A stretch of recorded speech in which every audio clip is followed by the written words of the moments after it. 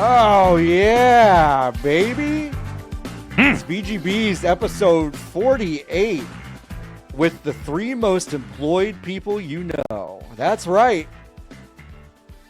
I'm one of your hosts, Sean Warren. With me is my forever co-host, Nikki Grayson. I think I can sell this Xbox Series S for like $15,000. I think you can.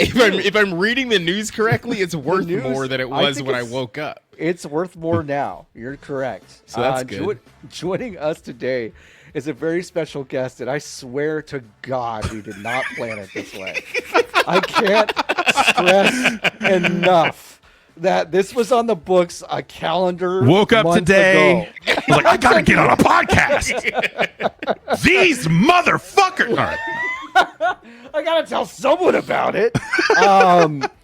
You know Jeff Gerstmann. How could you not know Jeff Gerstmann? Hi, Jeff. Hi. They can't get rid of me. They keep trying. The internet keeps trying. Like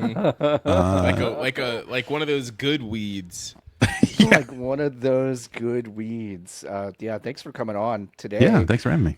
I can't what to even say about today. One of the strangest days I think I've ever had. There's no news. Genuinely on Monday I started to make our notes document and I was like, I guess we'll talk about Skin Deep. That's a cool video game. And you know what? True. And eventually it is. Eventually today we will talk about that. Yes. But then a whole lot of other shit happened. Like a lot of big shit happened before today even happened. And so we have to get to all of it. But today's stuff was truly wild.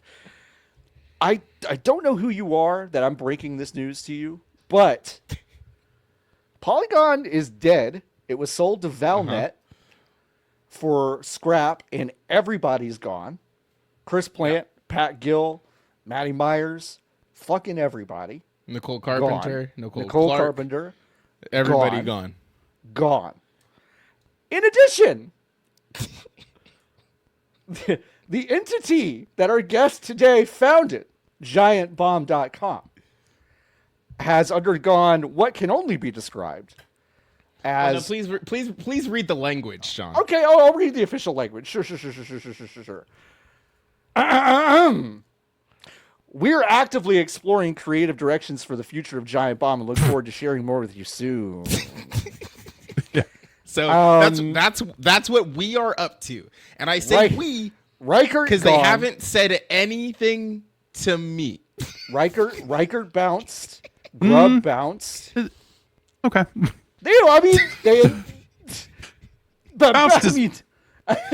Was bounced. Was bounced. Got bounced. So I have not. I guess what I'm saying is I have not heard anything about Dan Reichert's employment status officially at this time. Yeah, he is declining to appear again until conditions improve. Which he's actively exploring creative directions for the future of GB. He's actively exploring. That's what he's saying. And so, yes, we have the explosion, demolishing of 2 genuine institutions in games media that are happening roughly on the same day. Nikki literally does not know their status as we sit here today. You haven't told me anything. If we talk about brand safety for 15 minutes, maybe you'll get fired. That's a good way to go. I think. So I don't have the sound. Who's left to do the firing though? Who's left? Great question. So Jimmy Fandom, James Fandom. Fandom, John James Q. Fandom. Wiki ruiner. What a dream, right? Like someone back in, I don't know, 2010, whenever the fuck fandom was invented, was like, we're gonna make a website that's gonna make your phone so hot it'll burn up a hole in your pocket. And what a cool dream to have. Listen, Nikki, John, as employees of another company that was in the get your phone hot business, there was something. We were there. Yeah, there was something there for a little bit. Yeah, we were in it. We were like, okay, another video unit, sure. 2 of them on the same. Do it. Fine. Do it. Get them both on mobile. Get them both auto playing. Like yes. let's one at the top, one at the bottom. No words visible. Yeah. Nikki, do you remember when like we started having a problem where the audio started auto playing and it was just I do. It was so not important to literally anyone we talked to. Well, yeah. What's the problem there? You call it a problem, but like that just sounds like a problem making too much money. Is that the problem? What are we? It was fucking crazy. Yeah, that was nuts. Fucking crazy. Made But me feel insane. it's just because no one's ever been on. These people don't go on the internet. No, they don't. So, Yeah. No. No, they don't. So that's why. Yeah. Nikki, what do you want to say? What do you want to do? What do you want to say? What do you want to talk about? It's just like the things I'm obviously trying to keep my head on a little bit about it. Yeah. But I think the thing that is the most, because they might still hand it to you. You know. Yeah, no, that's so true. You haven't heard anything. You haven't heard anything yet. On they might come and be like, on Monday they could hand me the keys. They figured out where the password to the Blue Sky account was this morning, but they on Monday could say, come on back. We need you. Yeah. No, this one's wild because no one's told me anything. So like when Fanbyte happened, it was like because of ineptitude, it happened in waves, but they got almost all of us, right? Yeah. So like they were calling us one by one, but removing Slack access kind of before they had made the call to tell you that you were gone. So then we were in our own Discord kind of being like, well, I guess it's happening. But then people were like, well, am I going to get got? And it was so I don't have any of that because I'm still in the Slack. But I also didn't have full access to the Slack. I only have access to like 3 channels. Mm-hmm. But those have been quiet, if you can believe it, for a couple of weeks now. Always a good sign. So it's hard to say what's going on. Dude, it's a fucking bummer. I think there's no bones about it, really. It just sucks. There's no bounds to the stupidity of a person who works in a C-suite. You simply cannot underestimate how stupid you can be professionally. Because they'll let you do it because there's you can be so stupid. You can be given a golden goose. Yesterday I watched, y'all remember that Key and Peele sketch where they're sitting on the couch in one of their rooms and they're talking about stuff that's not real. One of them goes, we should make an app. And then the other one goes, no, why would we make an app? They're smoking. And then they're like, that creating an app is like having lightning in a bottle. And then Jordan Peele leans down and he grabs lightning in a bottle. And he's like, oh, you mean like this? And Key is like, where the fuck did you get that? And he's like, I don't know, some guy gave it to me. That's the whole fucking business here. It's like they've been given magic and they're like, who could possibly say? Who's to say what we could do with this? Where it came from or what I'm supposed to do with it. Just looking gift horse in the mouth. Any of these metaphors, analogies that you could possibly want. It sucks. I think even as I'm younger than y'all by 20 to 45 years. Yeah. But I think that there's like, from the perspective of, I watched this website when I was in my early teenage years and I said, wow, it would be sick as hell to do this for a living. And then I got a taste of it when I was at Fanbyte and I did it for a living and I said, well, that was fun. And I guess it was good enough for me to do it again.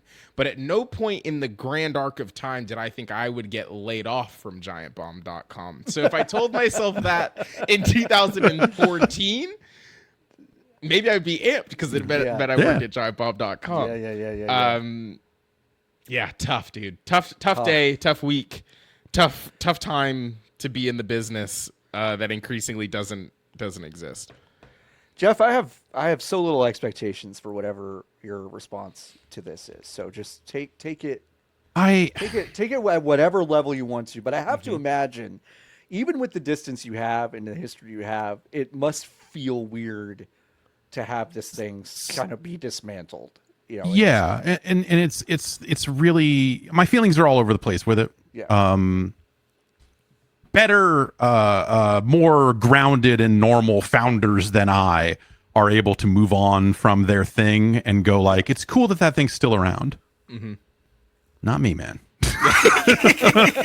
No, that's but it's because of the circumstances around it, like it was it was just awkward. It was time to leave, and I was ready to go, and then it actually was awesome that they decided to fire me before I could quit, because it meant a very different severance package. Yeah, and all this that's other money, cool stuff. baby. And that was awesome. It was fan-fucking-tastic.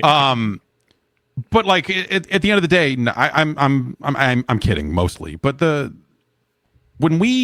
day we signed the contracts to sell Giant Bomb to CBS, yeah, Dave Snyder, who was one of the engineers, and he appeared on camera a lot. He and I went for a walk. He said walk with me, and we got outside, and he said, listen, man, the thing you need to know, because he had sold his website to this company when it was still CNET before it was CBS.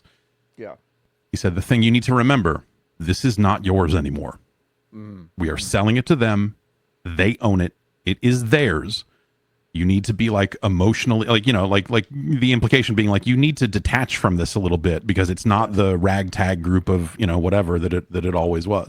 Mm-hmm. And it was really good advice that I failed to take completely. Sure. And I stayed completely emotionally attached to it for years and years. And I got in arguments, and like I came close to walking a couple of times. We had a contract thing that like I was out of contract like a year early, and I was like, awesome, I'm gonna get the fuck out of here. And that was like 2 years after we sold it. Right. And so it was that was the roller coaster. It was always like, are we getting out of here? Are we not getting out of here? Are we, are we moving to Detroit and buying a city block and setting up a new website and, for $9, it was a lot of stuff like that over the years. But ultimately, like, I was never really able to fully take that advice and fully detach from it. It's the thing that I always tell myself whenever I still, occasionally get worked up about a dumb conversation I had, 9 years ago or 3 years ago, or, or right. Whatever, is like, dude, whatever. This all worked out. This could not have worked out better for what it was. But ultimately, I think that website failed a few different times. Yeah. When you think about the nature under which it was founded, and I don't mean like people are going to, I talk to Dan Reichert all the time. Like, we're tight, Jeff Grubb is great. It was my idea to like, hey, we should bring Jeff Grubb on. And then suddenly I was like, hey, does Grubb know that it's a shit show over here? Or, I mean, does he still want to come? Cause it got, it got real bad there. It's like, we're not bringing him, because he had a job at the time. I was like, I hope we're not bringing him in to fuck his whole thing up, because Jesus. And I was gone before he was brought in for, full-time stuff anyway. But as a website that was founded to be the exact opposite of GameSpot, right? To be like, yo, man, fuck those guys. Like, not the people doing the editorial work, but everyone above them. It was very much like, fuck those guys. There's a better way to do this. We're gonna, the very idea that we had to then sell it to them. Yeah, it's a failure of the original concept. Yeah. I would say that, like, that was for the kind of whole concept. And then I might say, when we thought about it, wasn't fandom at the time. There were other, like, it was like eHow or, whatever the wiki garbage sites were of the, 10 years prior. It was like, man, we're doing cool wiki stuff. At least it's not that garbage. Mm-hmm. So you can imagine how I may have felt when the company got dealt to fandom. Mm-hmm. Good. Great. I was like, finally, it's in some loving hands. This wiki's going to see a lot of support. And, I spent nights and weekends updating that wiki for years, and so many other, people that use the site did too. And that's the thing I in some ways feel the worst about is, like, whatever ends up happening to that thing, it's probably not going to see any meaningful development to kind of fix the issues that it has always had. And so it's a series of missed opportunities. But in some ways, GameSpot, being in the same company as GameSpot is bad, because even when we were doing great and we were turning a profit as a unit and all this other stuff, GameSpot was perpetually underperforming. They were on fire in some variety of way. And so anytime we'd be like, it's great that we're doing great, we should hire up and capitalize on this. It was like, yeah, that's a cool idea. Unfortunately, GameSpot's on fire and the money was better spent on trying to fix that. And so anything that we would have gotten, any resources we would have gotten, the vast majority of those went to this like idea of like fixing GameSpot. And, you know, and not long after we were acquired, the people that like made that happen left the company. And so it became this like rotating door of, you know, executive types, general managers and such, who got further and further away from the idea of like, why do we have two websites? Yes. And for a while, the internal pitch at CBS was more of like, well, this is the premium brand, like an HBO or something. And then, you know, this other thing is GameSpot's going to be ESPN or, you know, whatever metaphor thing. But at some point, like the premium thing was not being supported in a way that was enabling it to make truly premium content. And fast forward to, you know, kind of under Red Ventures and then Fandom, you know, like it was never given an opportunity to succeed. It's cool that people were able to make cool stuff. I think under CBS, we did actually some of our best work. Just in terms of editorial output or just like fun videos or whatever. I think some of the coolest stuff we made was in the first handful of years there when we could still just say like, hey, we're going to go do this. And people were too afraid to say no. Right. And so I don't mean to say that like people making content were, you know, like we were fighting against, you know, an organization that was not incentivized. Like none of the incentives ever aligned to make Giant Bomb work the way that I think it really could have. And like that was always frustrating for me, a person who was paid on the idea of how successful Giant Bomb was, to say like, oh, I came up with like 9 different ideas about how we could make money, and the rest of the company's like, that's not enough money for me to get out of bed. I don't care about writing these contracts. I'm illegal.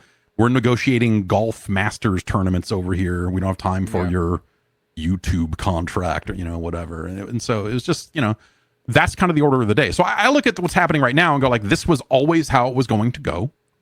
There was never a moment over the last, I'll say at least 5 years. But I think you could walk it back a number of years before that. There was never a way where it was going to go any way other than this. Yeah. And it's a bummer, but like, I don't know, there's a weird, disgusting relief to it that I feel then guilty about.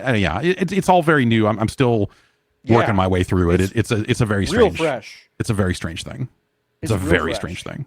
Yeah, I 100% understand that. Yeah. Like these last 3 or 4 days have been a real roller coaster for me, like laying awake at night, like just like reliving like a decade of conversations and going, damn, motherfucking, like there was a GM who he came out of Yahoo and he rode a Razor scooter around the office from meeting to meeting. This was like 2014 or something like that. And it's just like, he sucked so much. It was mind blowing how much that dude sucked. And it's so just like reliving all of these dumb moments where we had to fight for scraps against executives who increasingly had no idea why we were even there. Yeah. It was like at some point it's like you know, and now that I'm on the other side of it, there's an aspect to it of just like, man, we should have gotten the hell out of there way sooner. Yeah. But I think everything worked out. My hope for things always, you know, at some point was like, I hope that when people leave this, they're better than they were coming in. And I don't know that that's true for everybody. That's, you know, everyone would have their own feelings on that, you know. But that was always my hope. It was never about like the brand. It was never about like, 'cause who cares? It's a name that, you know, that Dave just came up with one day, and we went, sure. Yeah. It's better than thwomp.com, which was the other, you know, it's like, it was like better than the 5 other names. Like CBS had already registered gamevine.com, so we couldn't do, because Comic Vine existed prior. So we couldn't be Game Vine, and I didn't want to be Game Vine anyway. Yeah, you know, we picked the name, and it was almost out of a hat. It was like, yeah, cool. I did the Howard Stern private parts, like the WNBC, like I just like I said giantbomb.com like into a mirror for like a week and a half and said, yeah, no, this is good. Well, let's go with this. Sure. And so it's never about the brand, it's about the people. And I hope that I know that the people who are there now and are no longer there, I I think that those people will be fine. I think there's good people that you know have ideas about what they might want to do in the future, and you know, I think a guy like Jeff Grubb will get in anywhere, you know. Yeah. So for sure. Yeah, I mean, it feels like the legacy of this site is a community that travels unbelievably well. In terms Sure. of I think is just so much of my timeline this morning is just filled with people, and this afternoon is just filled with people like, I started watching this when I was 15. I wanted to do stuff like this when I was 20. And a lot of people who followed it from when you started it till all the way to the bitter fucking end. I mean, that's, I think, incredibly cool, despite the fact that it's changed a lot, obviously. Yeah. But the other part of this is the Polygon part, which is also really shocking to me, especially Yeah. the timing of it. I remember where I was when they did that big, like, you know, kind of up their own ass, like, introduction to the website when it was introduced, and we all had a Hey, big when I laugh was a about it. child, I thought that was so cool. Yeah, I didn't know any yeah. of those fuckers. Yeah. I was like, yeah. Yeah, it's like the fucking right stuff. Astronauts walking to the Yeah. shuttle, you know. Maybe a little bit of an ominous beginning, but I think it settled into, depending on who you ask and when, the second biggest games media website in the world, and a place that was producing unique content as well as really good video content from some people who I really admire. It's a place a lot of freelancers cut their teeth on, which is like very cool and something that's dying. And now it's fucking dead. Just sold the parts for Valnet, which is like, It if you can't figure it out with that kind of audience, like, No. I'm like, I don't know. Like, I just don't. I don't yeah. know. Yeah. It's really you know, you call it short-sighted, I guess, you know, like, Yeah. especially like dealing it to something like Valnet, which is such a gross organization. Like, you know, just like, okay, well, Fucking it's just going to be like AI articles now, right? I mean, Yeah.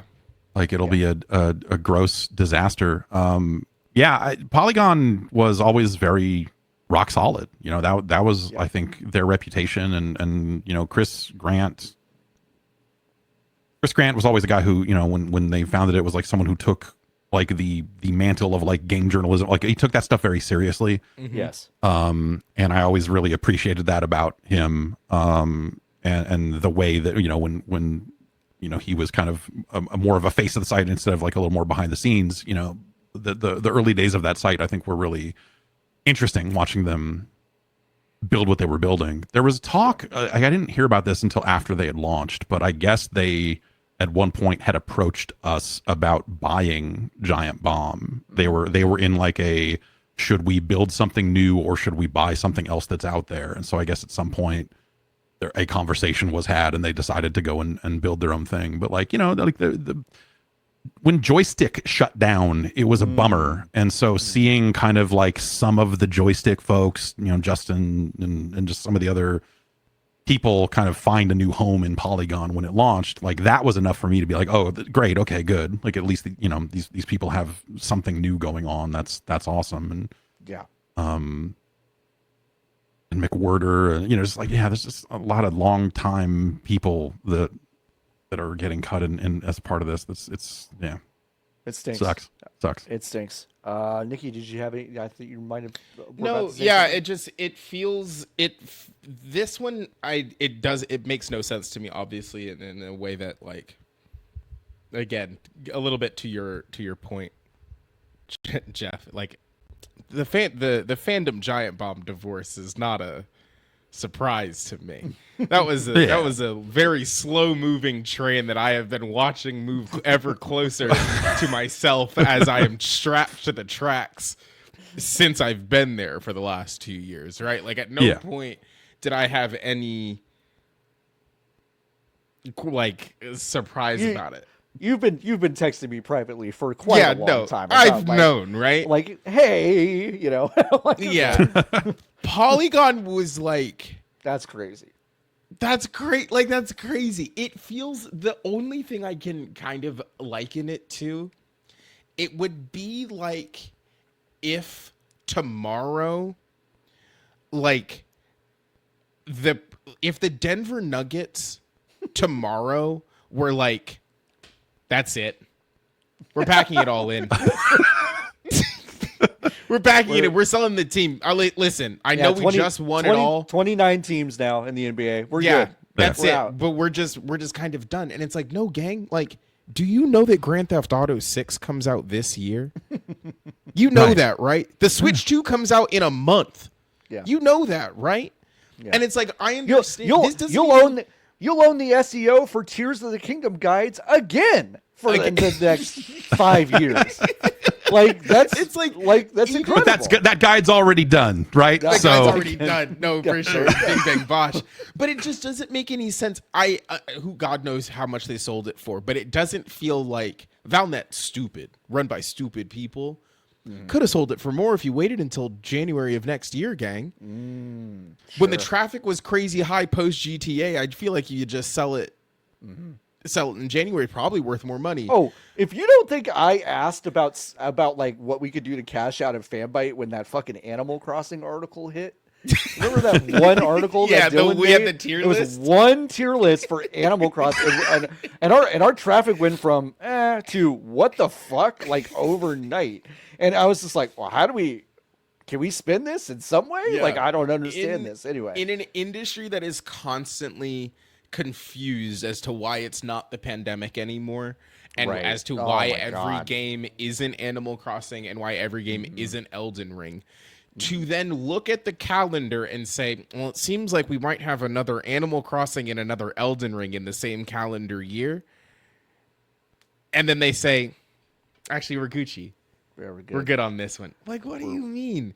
Again, it's people who fundamentally don't understand the business that they're in, and are so fundamentally disconnected from it that they're like, well, who loses here? Nobody loses if we sell the website. Kind of everybody around me that I can see, everyone wins. So, I don't know. Jim Bankoff might be as much of an herb as Monsieur Spanfeller. I was literally going to read a quote from Jim Bankoff. More like Jim Jackoff in my Hell yeah, brother. Whoa. Yeah. That's why they call this the bad days of podcasting. That's it. We're proud to have built Polygon into the gaming authority for both experts and casual fans alike. Jim's all of Jim's hard work. Jim did it. He's at E3 rewriting press releases. He's in the press room all night. I wrote a stub for Grand Theft Auto 7. Is that okay? Informed and delighted tens of millions of gaming enthusiasts. Jesus fuck. If I see the word enthusiast one more time, I'm gonna. Okay, I told myself I was gonna quit saying violent things about myself, but I'm gonna walk into the sea. Since its founding at Vox Media more than a decade ago, this transaction will enable us to focus our energies and investment resources and other priority areas of growth across our portfolio of iconic digital publications and audio-video programming while enabling Valnet to grow their leadership and authority in the gaming information category. It's just a transaction. It's just numbers going from one account to another account with no consideration for the human cost because it's not them. So easy to kill it if it's not you. Yeah, it makes me think of like I want to say it was maybe like the first 5 years of Polygon, but maybe it was a little bit longer than that. But it felt like they were constantly being dogged by rumors of just like, any day now they're rolling Polygon into the Verge. The Verge. Yeah. Yep. Like Polygon's going to go away and all it's going to appear on the Verge because the Verge is already doing some gaming stuff, and that was like it always felt so crazy because I remember my exodus, my first exodus was I followed the Engadget crew from Engadget to Vox to when they started the Verge, and then when the game stuff happened, I was amped.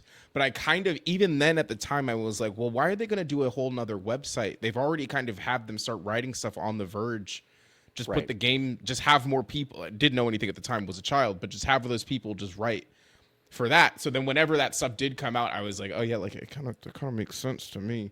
Yeah. From their perspective. But yeah, I don't know. Again, had a golden goose and they said, well, there's nothing to be done with this. We simply cannot make money on this. You want us to sell video online? What?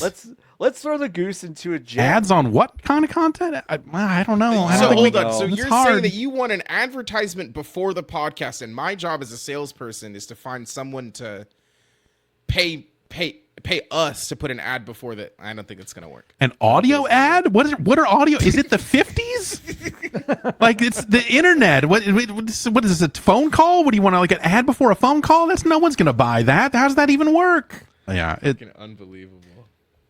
That the scooter riding, the Razor scooter man was in charge when we were trying to get our podcast sponsored for the first time and trying to make a deal with an external ad network. And the sales team was very much against it because they didn't get commissions if we went to an external sales network. However, the internal sales team had no idea how to sell a podcast and no interest in selling a podcast because they only like to sell what they knew.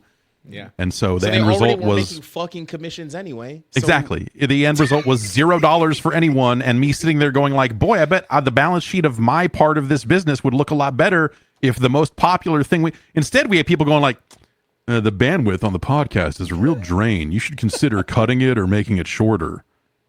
Like, really? This thing is so popular that you're telling me that it's draining resources. This popular. My job. What is my job again? Is it to make things that people want to check out? Is that what? How do we fuck it? It was. It's been. My point is, it's been this forever. Like there's a never-ending cavalcade of dumb fucks. Yeah. In like middle management, GM, and C-suite positions that just like have zero vision and zero flexibility for like new business models or any kind of new anything. What's the worst thing a sales team has tried to do to you on your watch, do you think? Change the Kane and Lynch review. Okay. After it had gone up. That's probably the biggest one. That's probably it. I mean, if we're if we're being honest, that's John, pretty big. what was the one? I used to get to work early, so early in fact that my boss was John. Are you talking about the day? Are you talking about the day that Lindsay was yelling at us? Yeah. So I used to get to work before my boss was John, and then I had been doing that for about 3 calendar months, and then one day I got pulled into a room that was like, it doesn't seem like you're working the whole time that you're here because you leave early. And I said, I get here before you do. And then he said, what are you talking about? And I said, I get here like an hour and a half to 2 hours before you show up to work. So I'm not gonna wait for you to leave. And then he said, and also very clearly we had an office that had this rolling start time. Yes. So yeah. you could get in So at that 8, was you could not- get in yeah. at 10. So it was not like it was not like right. it was not any kind of issue. But one of those days I got to work again before Tuan did, and John was sitting in this conversation with the sales team. The way that our office was set up was that you opened the door and the first section of the office was sales, and then there was the agency block, and then in the back in the depresso zone was editorial. Yeah. So like and for a long time I was sat between sales and agency, which was just the most. I was so proud of myself when I had the courage to get up and say, can I sit back here? But I walked in and John was being yelled at by sales. Yelled at for what? I mean, when I'm not like that's literally yelled at. I was being yelled at like a child in the middle of an office. Yeah. Okay, so who gives a shit? I'll use names. So the Lindsay was the head of sales. Hired a man named William. No, actually, that's not what happened. William was hired, and then they decided that William was so inept he needed a boss. So they hired always a good Always a good sign. outcome. Yeah. Hired his boss, Lindsay, and Evan was kind of my God. Everyone needs an Evan. Hey, Evan, if you're out there, Evan. oh man, Freaking Evan, legend. fucking legend. Evan is my Wario. He is my like legitimately like yin to my yang, serious, attention to detail, absolute like totally locked in all the time. Everything I'm not, except he's not persuasive and charismatic. And so he would give me all the data, and I would take all of that data and make a persuasive argument. Best relation, like best working relationship I've ever had with anyone. Loved it. He and I tag teamed on this project, which was William had agreed to sell.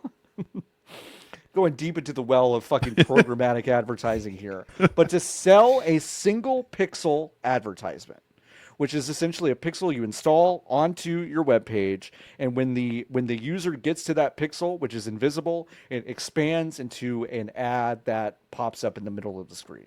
Okay, common thing, but we had not sold any of those yet. We had very like established units that we designed and put up there, all that stuff.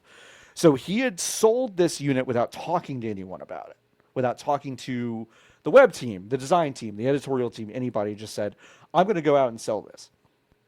So Evan and I were already pissed that this had been sold because it meant that our engineering team would have to like figure it out and install it and all this stuff. Yeah. We were already mad about it. But then what we did is we started looking at the contract and we figured out that after Williams' commission, we would not be making any money on the unit. Great. So we emailed him, his boss, and our boss, like everyone's boss, this rundown of like, this is a bad idea. Like, you should stop doing this and not sign this contract, and we should just get out of it. And that's when Lindsay pulled Evan and I literally Evan and I met at the elevator. We went up the elevator. We're hanging out. We open the door. We open the door. Lindsay is there, and she is yelling at us already before she could see us get in the door. And yelled at us for 30 minutes. Who the fuck do you think you are? All this stuff. And I'm like, like, I don't know who you think you are. Like, we're the same age. Like, I don't know what you're doing. And that was the craziest thing. That was probably the craziest thing. There was a lot, but that was probably the craziest thing. Yeah. I hate being yelled at. That's not fun. Well, there's You don't like being yelled at work? Not at work. You don't respect? There are some. If I pay for it, I love getting yelled at. But who does? But if I'm not, then I'm not so much into it. No. But that was the craziest thing. I mean, when a child kicks me in the testicles, it's uncool. But when I pay someone to do it, it's a treat. Hey, yeah, that's why we're here. It's a total treat. Yeah. So obviously, I mean, it goes without saying. Thoughts and vibes are with everyone who lost their job today at Polygon, as well as folks at Giant Bomb that are in this kind of weird flux. Some people are very much in control of their destiny. We'll be back. Some people are yeah. Giant Bomb will be back for sure, and we'll all be there. You mean Giant Bomb will be back? You think well, it says here, we understand your frustration and appreciate your patience, that's M dash. Exactly right. Yes. We're actively exploring creative directions for the future of GB and look forward to sharing more with you soon. So stay tuned. You gotta trust. I wrote the post. So maybe they're gonna bring back the guy that found. I mean, maybe they got like an ace in the hole thing on this. By God, that's put me in, coach.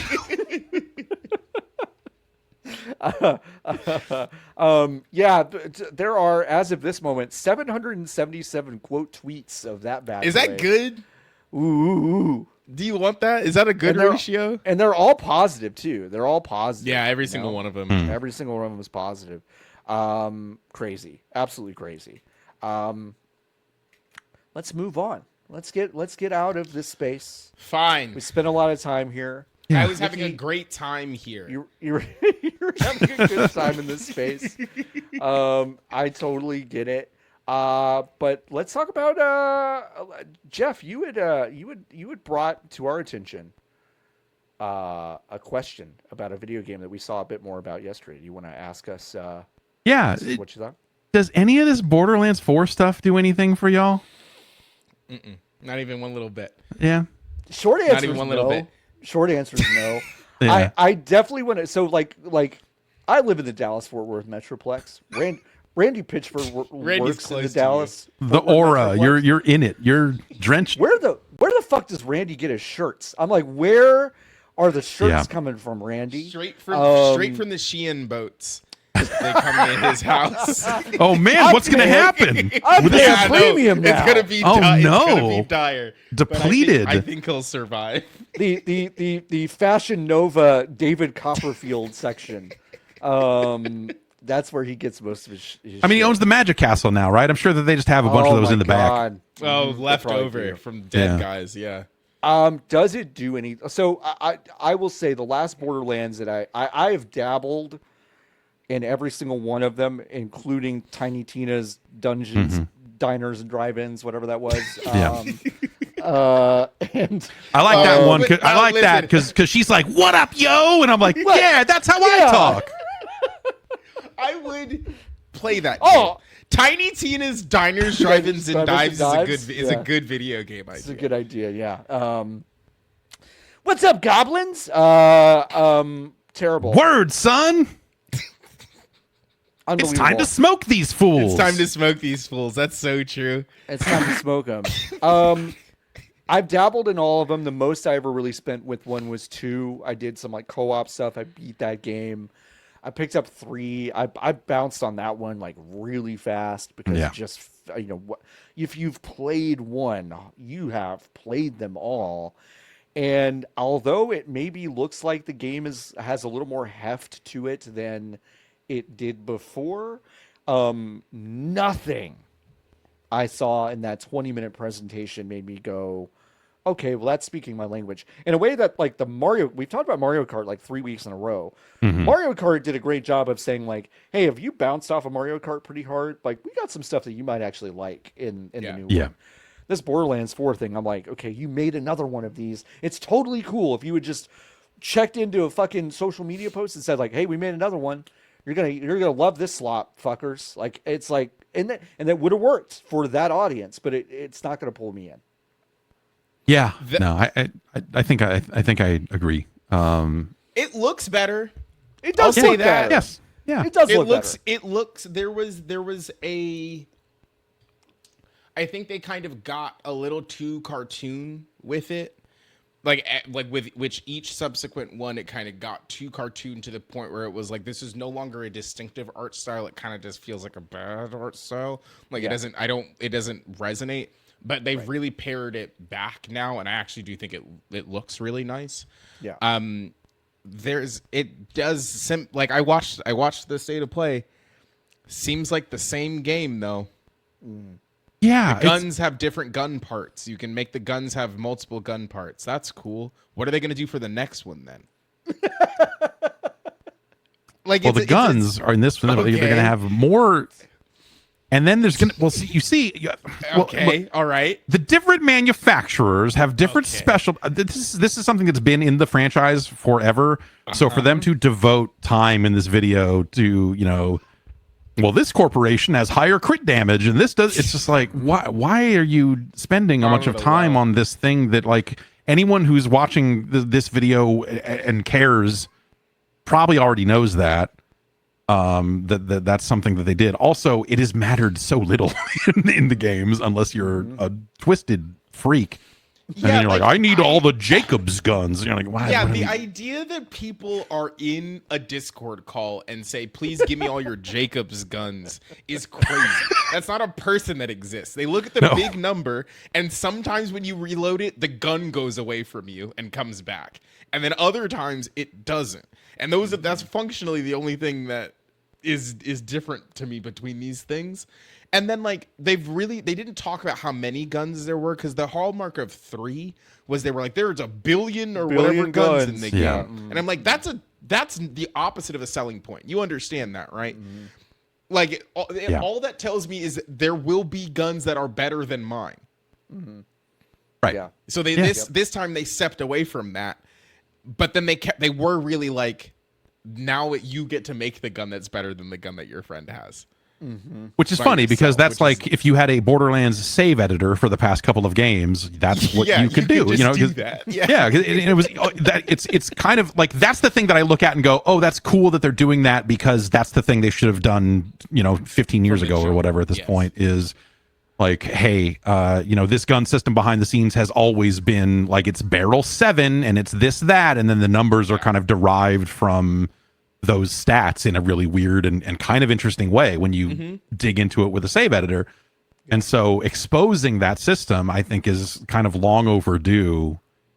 And then when you got the writers out there saying like, hey, we're trying to step away from the dumb shit. Like we know it was bad. Like they're at least like saying some things that I go like, okay. Like maybe like it can't be worse than 3. Like I feel like that's, looking at it already. The bar and is low.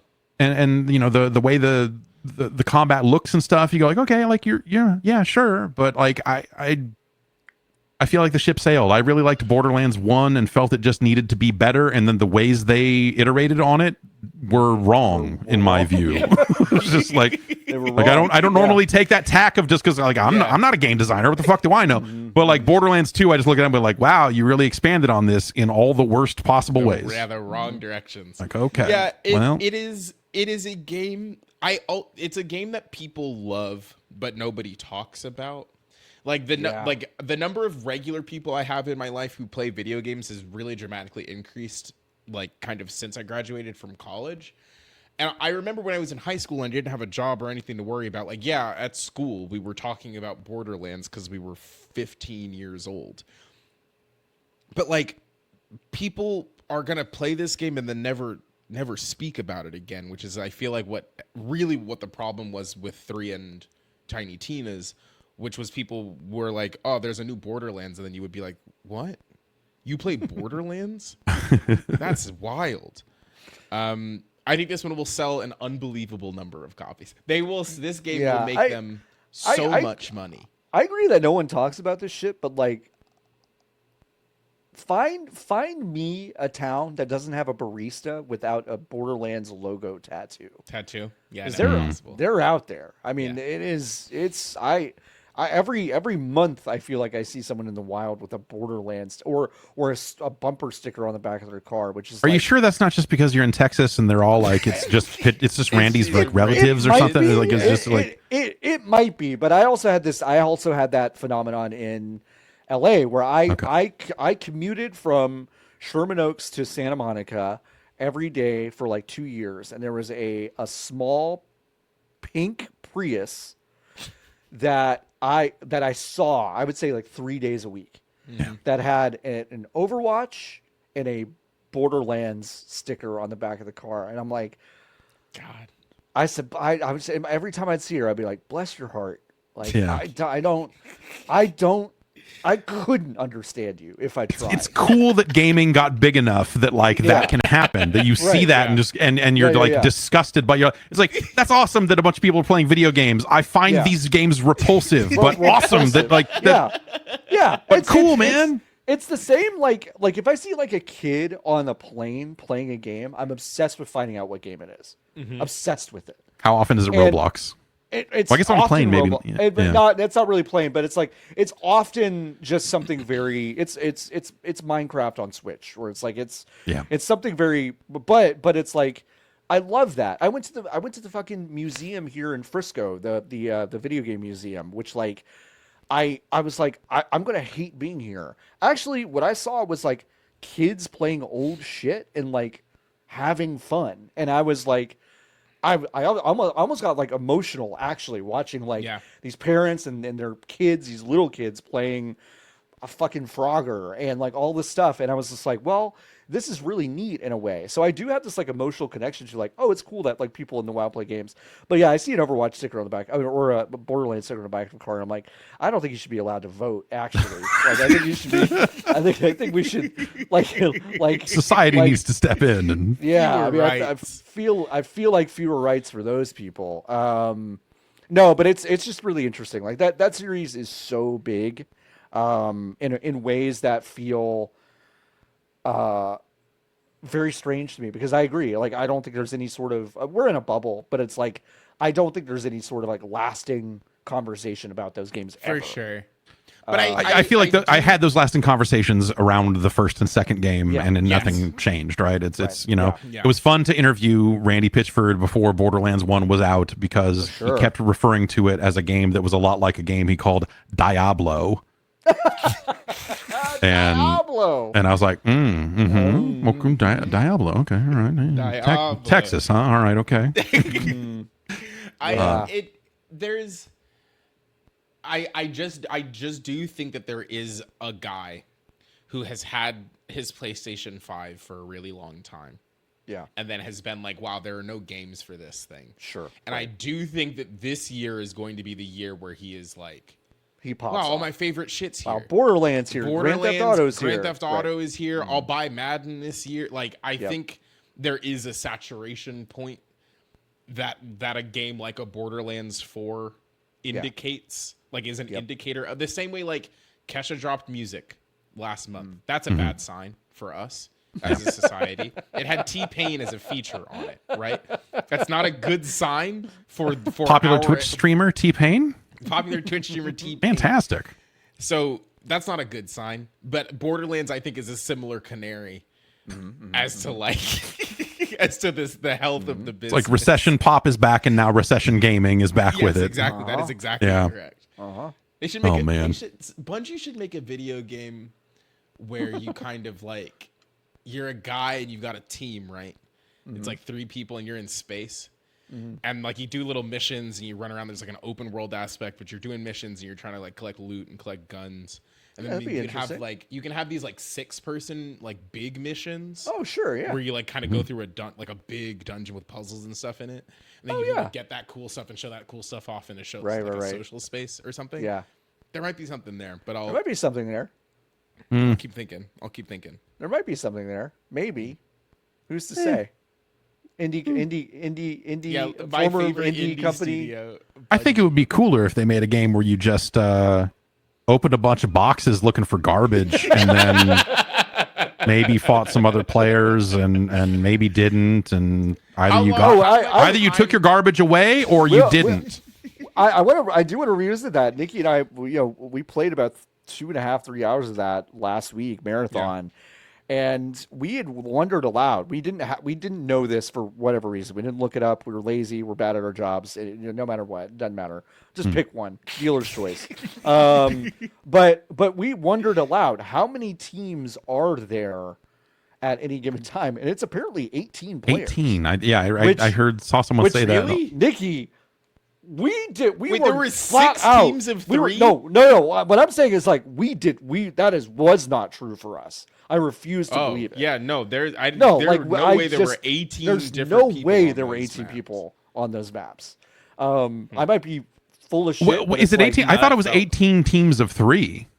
No. Is it 18 people no total? way. Yeah. No. Okay. Now there's no way it's 18 teams of would 3. be crazy. Yeah. No, it was 18, so 6 full teams on one of these maps. That also feels too big. But that sounds wrong, but it might have been. It felt like we were one of 3 at any point. We died pretty early a lot. Okay, now listen, just calm down. Okay. So we didn't really get to see the kill. I mean, Fortnite looks like it's a 2-player game if you lose the first encounter. Yeah, no. You know? Where are we dropping and dying? Where are we doing those things right away? Borderlands, I don't know. There were 2 moments in that state of play that I was like, okay, who gives a shit? And it was when they were like, hey, guess what? Claptrap's back. And I'm like, actually, I think you should I think you should put this guy in the wood chipper. Actually, I think you think it. I kind of respect it. No way. The idea that like they put out a major motion picture, what had Kevin Hart in it, and everyone was like, "Wow, that fucking sucked," and they were like, "You know what? We're doubling down." It's the same guys as the last time that you didn't like. Honestly, I respect it. I respect it. I have a little bit of respect for Randall in this specific scenario. No other situations. He knows his audience. I think I'm mostly just bummed that the Borderlands movie tanked because it means we probably won't get the Duke Nukem movie now. Fuck. Everything I heard was that John Cena was literally attached, like actually. Yeah. So like we're missing out on what a bummer. Now a nice advance in culture. Something's really going to push us forward. And then the other part was like, there's some flower alien thing busted out of a thing, and its name was Tim, and it goes Tim, and I was like, it's someone's favorite guy, though. Fuck off, like. Are you sure this wasn't the Rick and Morty guys game? Because that kind of sounds like something that was in that winner. It kind of sounded like that. I feel like people played Fallout 3 and they got to the Gary Vault and they're like, hey, let's put this in every game. And I'm like it was good then. We don't have to we can't do it again. No, the thing about jokes is that you can do them one time because the joke still exists. Yeah. Well, what if the joke was on the internet for a lot of years and then you're writing a video game and you're like, well, what if we put the best of all the jokes of the last 5 years in here? But there was a "This is fine" joke in Clair Obscur that people were sharing last week, and I'm like, Brother, we don't have to be doing this. It's good. We're fine. Moving on. Borderlands 4. I can't help but be like, I'm disgusted. Like, I can't help but like look at it and go like, I will try this game. I'll play it. Yeah. I'll play it. But yes, I'm with you, but also I know that I finished Borderlands 3 eventually because I was like, I had a character that was in deep enough. I turned all the voices down and played the rest of Borderlands 3 because verbosity slider all the way down. Yeah, and you said the shooting feels good though. Yeah, and I was like, well, I need to play something on this PlayStation 5, and they ported it up. And I want to get the rest of these stupid trophies because I'm a moron. Let's go. And I finished that turd and had a real bad time with it. But but learning nothing, I'm now like, well, eventually they're going to get one of these right. And the gun thing is at least enough for me to like go like, see, I was right. That's the thing they should have done 15 years. But so that's annoying for me, a person who has too many games to play already, that I know I'm going to spend time on that thing, that I'm like, it doesn't look great, but the shooting will be enough, like good enough. It'll be enough. I'll find a gun that does something moderately interesting, and I'll be like, one of them had legs. You got me for another 2 hours. That's kind of the promise. That's the loop. That's the loop.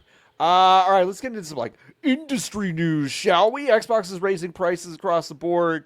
God, we love it. $80 games, $80 to $120 price hikes for hardware. Games already getting expensive. Can't help it. Doesn't matter. I'm sucked in. I have to pay all this shit anyway. I have to be plugged in. Doesn't matter. Doesn't bother me. Normal people, absolutely bothers. Totally understandable. This was kind of a surprise. Not a surprise in the sense that they would do it, but kind of a surprise in the rollout and the announcement. Kind of very sudden, I feel like, But I guess it's probably you gotta shock them about it, I because guess it goes away faster. Because then if you say on May 15th we're thinking about if there's any sort of delay, then that gives you time to delay or warning that gives you time to get the fucking. It's just everyone's going to be concerned about it for a long time. There's enough time between now and the holiday season to fucking forget about it. For sure. Like, but for a lot of people. Yeah. Who the fuck is going into Target and saying, I gotta get me an Xbox Series X? Like, that person doesn't exist. Like, they don't sell these things. And like, I guess like there are people for whom they had, I guess, an Xbox One or an Xbox One X, and it's just now time in anticipation for Grand Theft Auto that they're gonna just buy a PlayStation. They're not gonna buy an Xbox. So I don't know who this is. Yeah, I mean, if that ecosystem stuff mattered, then the Xbox One would have done better than it did. Yeah.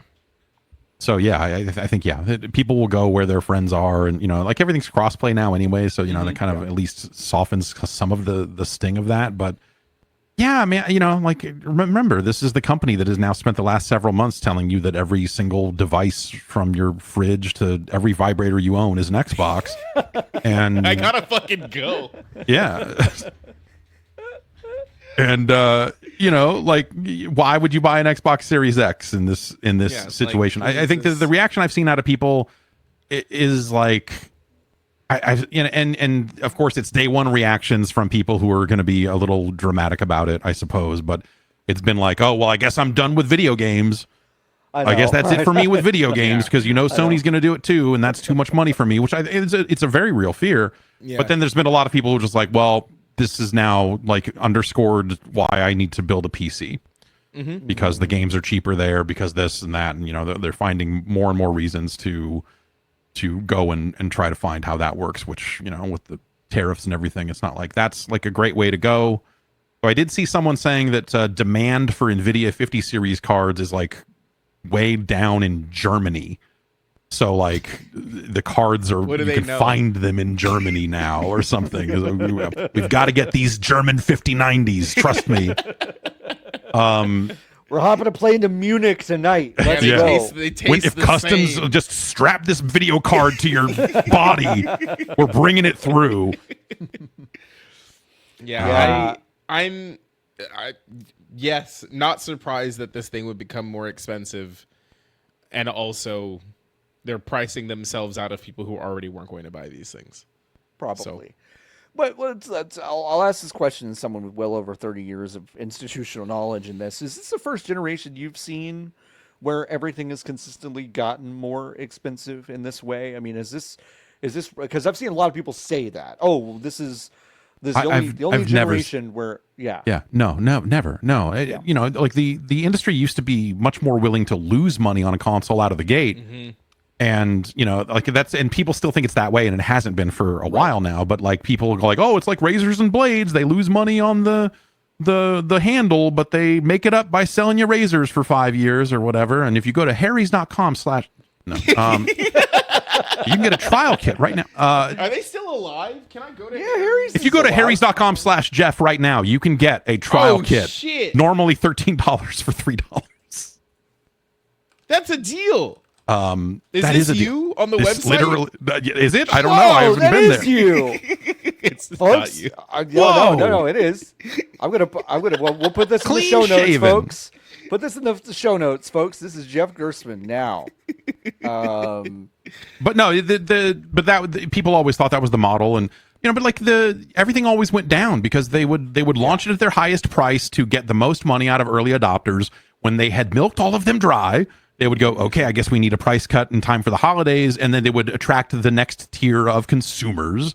They would exhaust that and lower it again, and eventually hit this mainstream price point where people are just like, well, I don't know, I went and got a loaf of bread, half a tank of gas, and a PlayStation. I don't know. It was like, like why not? And something that I was. Oh, sorry. And that would help game sales later on. It would grow the install base to the point where the games were selling more money, and they were making their money on software. And as time went on, as R&D costs increased and all this other stuff, a lot of factors, all of these companies became unwilling to lose money on day one on the hardware. And so everything's more expensive now. But then on top of that, now instead of the traditional price cutting process, or like, hey, we figured out how to make an Xbox with fewer parts because we spent a lot of years staring at it and going like, I guess we could make the die shrink something. But because the supply chain has been so jacked for so long post-pandemic and a variety of other factors, it's gone the other way. And now here we are asking people to pay $600 for an Xbox Series X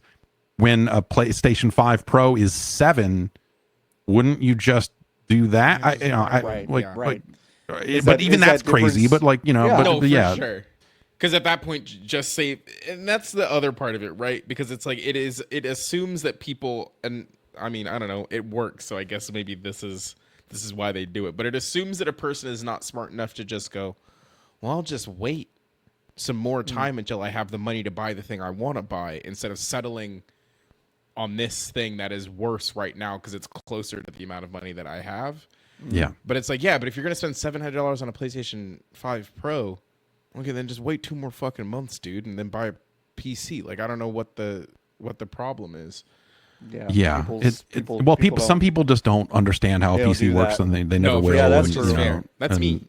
And so, yeah, I mean, for those people, they'll still want a console of some stripe, but like, I think Xbox obviously is in like a extra bad position here because, you know, like it just feels like that they've entered into this position where people just aren't really buying the Xbox to begin with. Right. And so it's this price raise on a thing that like they've already been moving away from to an extent and putting their games on other consoles and everything. So it's just like you look at it and go like, yeah, okay, now people extra won't want one of those. And well, I guess, you know, as long as they buy a copy of Indiana Jones on the PS5, like Microsoft don't care. Cool, man. Yeah, like they get the money either way. Yeah. Their whole deal is very confusing. I mean, we have said often here that like they want you to believe that their entire philosophy is actually very simple, and I would argue that like they have done nothing but kind of muddy their like value prop over the past like 5 years. Like I get the idea of, yeah, well, just hook yourself into this like Xbox Game Pass ecosystem and like, you know, whatever, it's fine. It's like, well, I don't know many people playing Xbox games on their fucking browser. Like I don't know anyone who's doing this stuff. They're all playing the stuff that they play either on the consoles or just natively on the machines that they have. And the $80 games would make a pretty clear case for, well, now the value prop for Xbox Game Pass is pretty good, right? Because you could just like pay a flat amount and you get all that stuff. But like now the consoles are really expensive. Okay, well, where am I playing Xbox Game Pass? I don't like. There's so many like it's overload. It's like fucking make like Nintendo's like we have the system and here's the shit you play on it. Yeah. We're gonna do really great, and it's like, yeah, that seems really simple, huh? Seems smart. And again, you don't have to hand it to Nintendo, but they've figured it out. It's pretty simple, and for Xbox, I'm if I'm not plugged into the industry the way I am and have to do these things or feel like I have to, I don't know that I'm doing any of this shit for Xbox. I'm not. Yeah, and I think PlayStation's going to end up in a similar boat. I'm not just on the pricing stuff, but I think in terms of like, you know, obviously they're porting more and more of their stuff to PC, and you know they're going to accelerate that as they go. And because the games are so expensive to make, and they have to squeeze every dollar out of it and try to find more users wherever they can. Yep. And so yeah, the traditional value of a console in terms of like that old like, well, you can only play these games here. Nintendo is the only one sticking to that, and I think that works to their benefit up until it doesn't, you know. But also, as long as they keep their development costs down, they don't have to care. Like it's, you know, Spider-Man 3 is $8 trillion to develop because New York needs to be shinier or whatever. Then yeah, they're gonna have to put it on toasters and everything. You know, whatever can run it, it will have to run it. Nintendo is on the same timeline. They're just earlier in it, is what it kind of feels like. And yeah, I just think that like anecdotally, people fundamentally just don't care about any of the games that Microsoft and Sony are making, so they're not gonna buy the thing, but they will buy a Mario's cart. They'll buy Mario's cart. Yeah. Mario's to play with the cow. The cool cow. Let's talk about another tech thing. Apple got slapped down. Remember that whole thing where they this is so fucking crazy. This is so super crazy. Tim Sweeney, out of the kindness of his heart, was like, what a guy. We think the people should be able to compete with Apple on their own ecosystem. Starting with us, Epic. And they brought that big, you know, the people. The people, you know? Yeah. We got our own store. If you got a blockchain game, yeah, we're down. Yeah, like just think of it, folks. The people, you're being double taxed for your V-Bucks. So yeah, ruling came down that Apple has failed to comply with the prior injunction to essentially, now essentially opens it up to other payment platforms, to other sales platforms within the Apple Store ecosystem. They have to allow others to compete with them on their ecosystem. They're obviously going to appeal this judgment, but for right But now, so it opens things up. this is such an unforced loss. Oh, 100%. Because they won the case at the federal level. Yes, they did. But then did not win it at the state level because in California because Epic appealed. Yes. And Epic in the injunction period, the state was like, you got to do this stuff while we figure it out. And Apple said, we're good. Yeah, we're good. And then the judge got so mad that they were like, actually, go fuck yourself. Yeah, the judge you lose the whole thing. If you control F any of these articles and look for the word rebuke and it appears, you fucked up really bad. Like I've read the word rebuke in like 8 of these articles. I'm like, oh man, it's not good. Don't put that in the newspaper that we were rebuked. Please don't do that. But yeah, it's crazy. It is a sea change for the way that Apple's coffers work. Part of Apple's thing is that they don't really do anything anymore. Like very critical to the amount of money that they continue to have and continue to make is that they do nothing and they make money. And now the faucet that has up to this point has been pouring out unlimited amounts of money has been just straight up turned off. Right.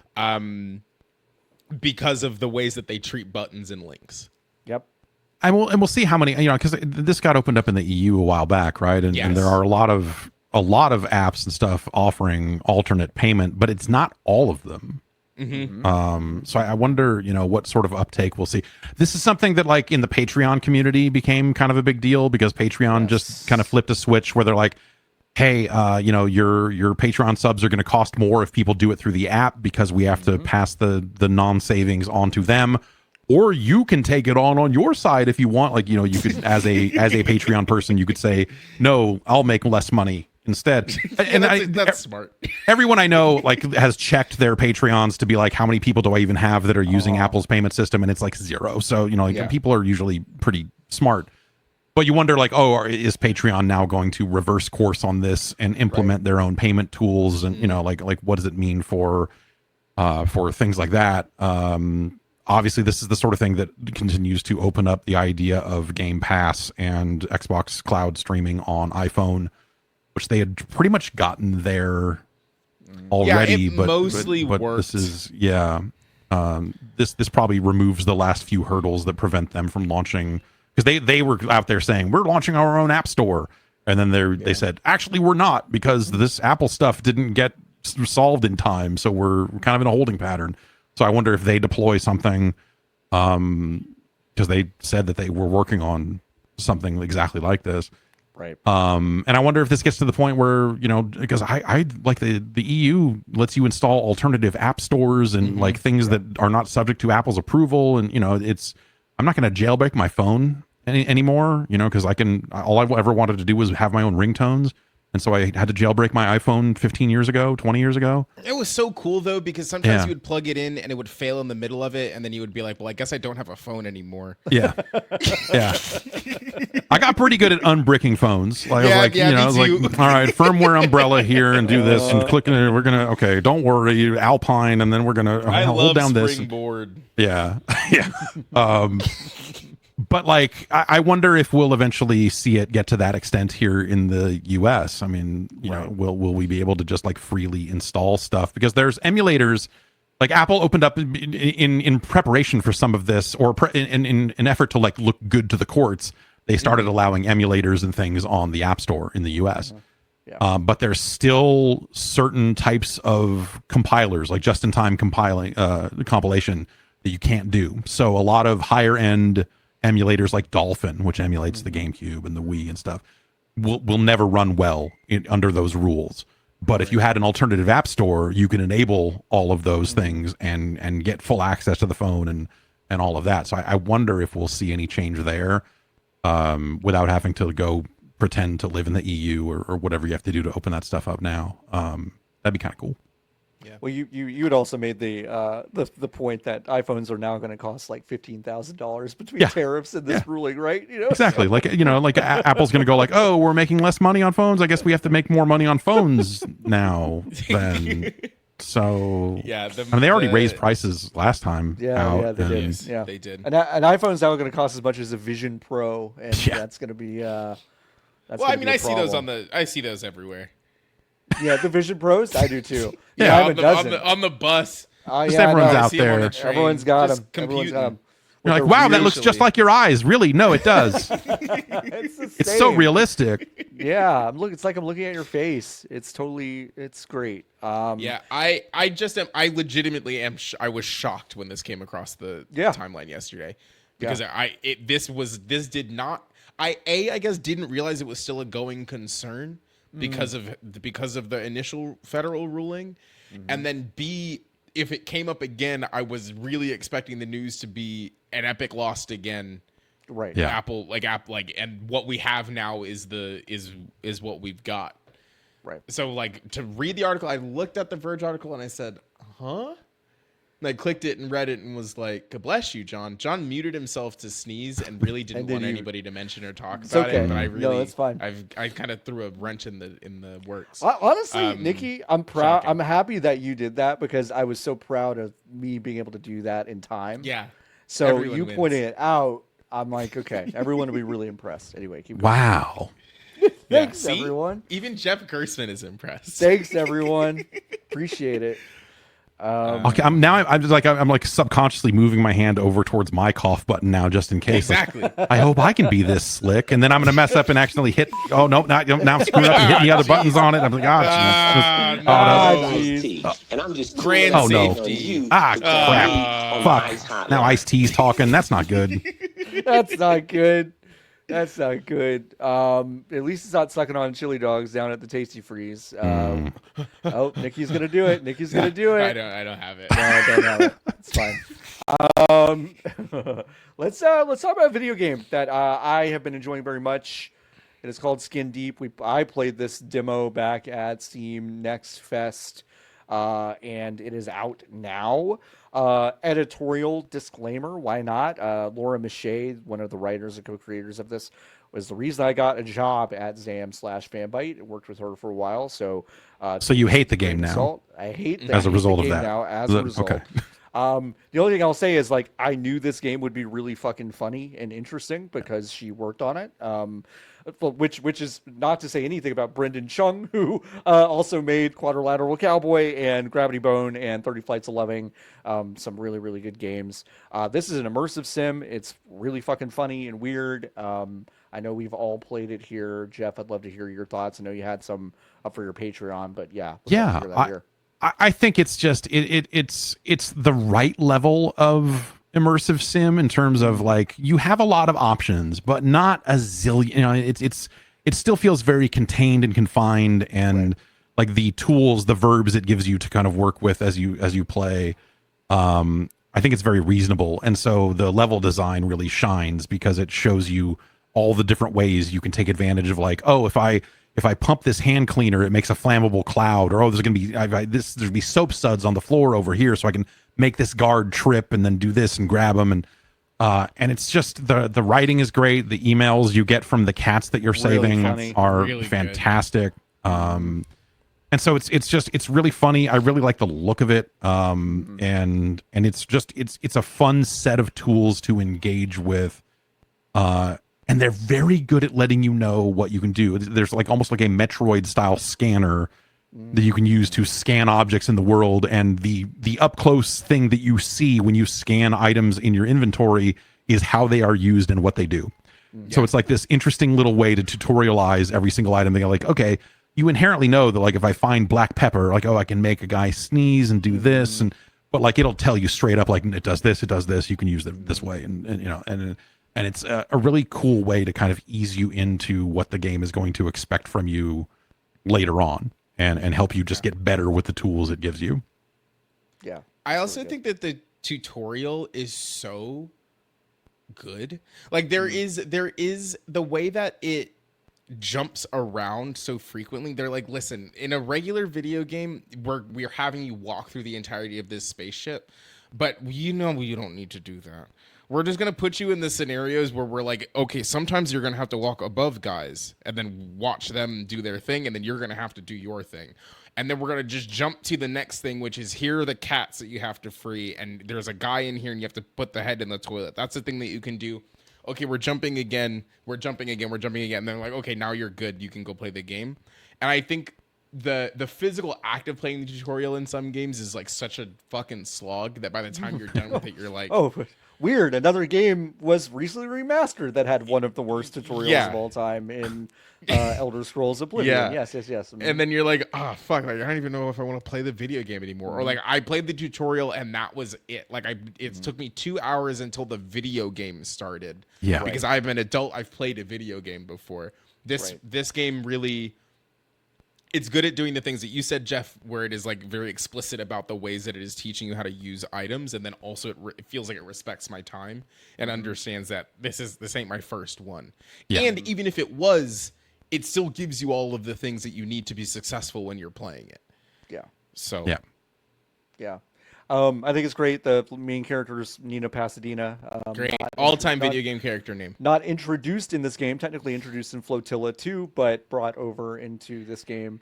I think it's really neat. It's an immersive sim that leans heavily into, I think, the slapstick nature of how an immersive sim could be. Like Deus Ex could be a really funny game. Like if you go back and play that. It tonally doesn't feel like it should be. Maybe this is a game that says like, nah, like this is pretty much where we are with this game, and I think it works really well. I'm obsessed with games that like let you do something that like is novel. Slipping on something slippery is just like something you don't do very often in a game. No, like when I discovered that, I was like, that's really funny. Like I don't know why that's not in more things. Like it's just really good. You can go completely prone in this game and roll around like a child. Around. Mm-hmm. Yeah. They're just like Call of Duty Black Ops 6. Yeah, it's exactly like Call of Duty Black Ops 6. They should have marketed Skin Deep as having omni movement. Yeah. They really should have done that. I don't know why they didn't. I gotta get in touch with Laura. Like there's also like quality of life stuff that's like you could see the conversations of when something was going to be too annoying. You can blast out the airlock, but you're never going to die in space. Like that's one of those things that's like, I just was like, wow, okay. But I was like, well, fuck it. Yeah. Like who cares? Yeah. Like, it would be annoying as hell. Like, this is annoying. Like whatever. Like you don't have to add the ingredient just because it presents itself. And one line of dialogue explains it away as to why you don't die in space, and you can use that as a tool to suck the enemies out into space, and it's a great time. It's really good. So I highly recommend it. It's out on Steam now, and this is a good one. Maybe the best game that uses the Doom 3 engine.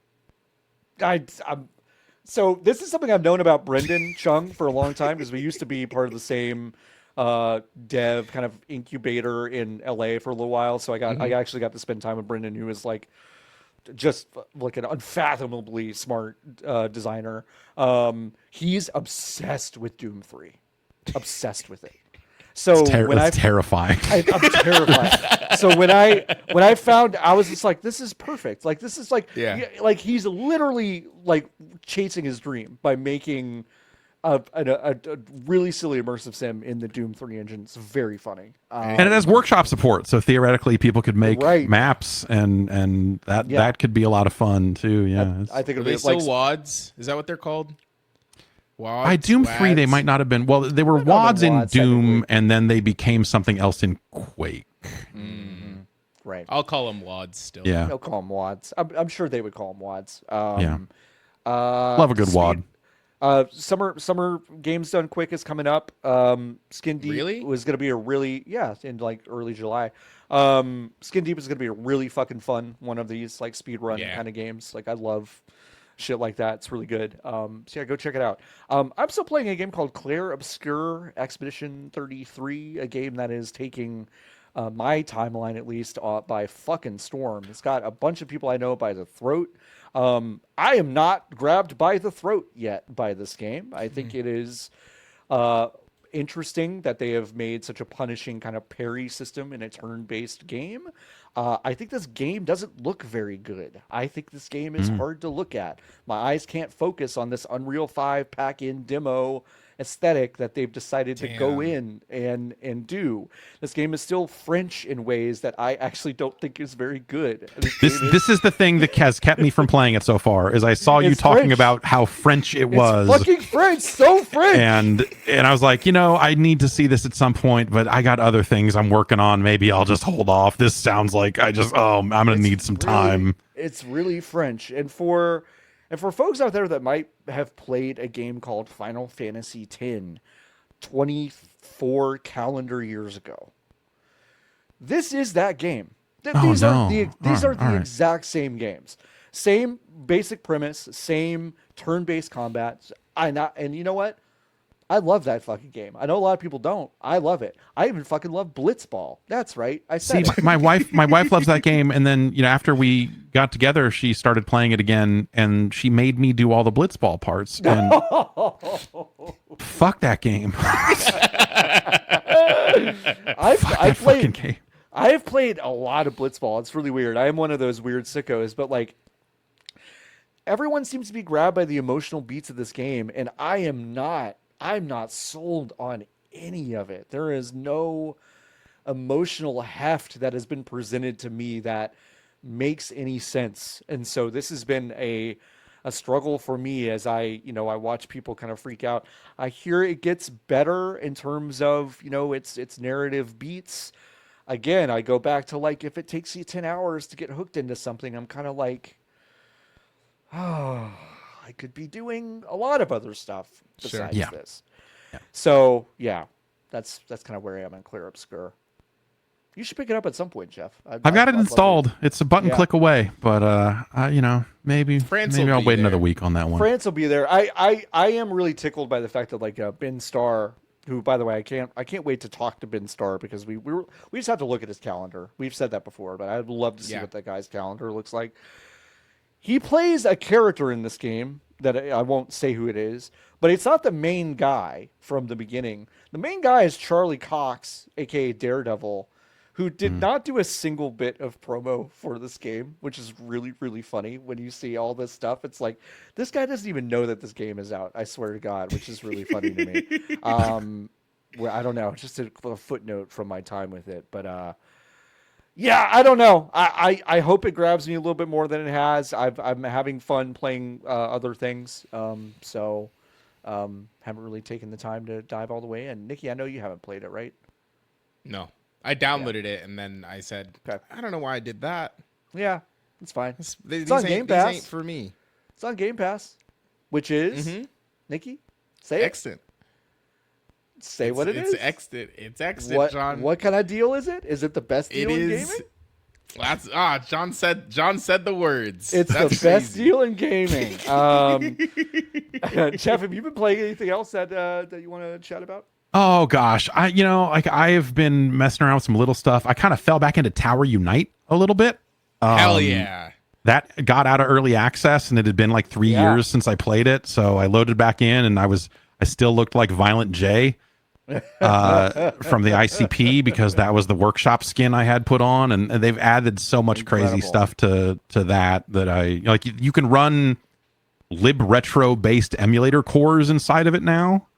What? So you can play awesome. Video games inside of this video game. That's awesome. And that's ridiculous. It's like Game Room for the Xbox 360. Pretty much. Yeah. They made it real and they made it illicit because you can just kind of bring your own stuff. Yeah. We talked a little bit about Marathon again. I've been messing around with that a little bit. I've been playing Azra the Striker, which came out about a week ago now. Right. It is a really credible Space Harrier clone, the arcade classic from Sega. Except now it's an anime boob lady and she can punch and she has slow motion abilities. But like other than that, they realized that they needed we need a Gundam looking robot in this thing. We need dragons that are spitting big fireballs that look a very specific way. Like they really went out of their way to copy Space Harrier, which Yu Suzuki put out a game called Air Twister, originally. I was going to ask you about Air Twister. Yeah, it was originally on Apple Arcade, and then Air Twister came to PC, and it's not a great game. The music is very funny. I forget the artist's name, but he has like a very Freddie Mercury like sound to his voice, and then all the songs. Like if you stream that game, you will. Yes, Valencia. Sorry, yes. That's all right. If you stream that game, you will hear from the copyright cops if you leave the music on. Let me tell you. They'll getcha. They're coming for you. And that game's not so great. Air Twister is like the soul of it, the feel of it is all wrong. Right. And it has like daily missions and all this other stuff because it was originally a phone game that you're like, okay, no. Ozra the Striker, it's not perfect. Like there's stuff about because you can punch that dragon in the face now when it gets in close, which is you couldn't do that in Space Harrier. And it's really satisfying, but like figuring out the range of is it close enough for me to hit or not or what like that stuff's like really tricky. The depth is weird. Okay. Yeah, and like you can hit attacks back at enemies in some cases, but just the feedback on that stuff isn't always as clear as it seems like it could be. But that's like a fun, it's like $15. It's like it's relatively simple. Like my first playthrough, I made it to what would be the final level of a playthrough. It has branching paths, so there's more to see. But like, you could get to an ending of this game in an hour or something. It's very much an arcade game in that sense, but it's pretty neat.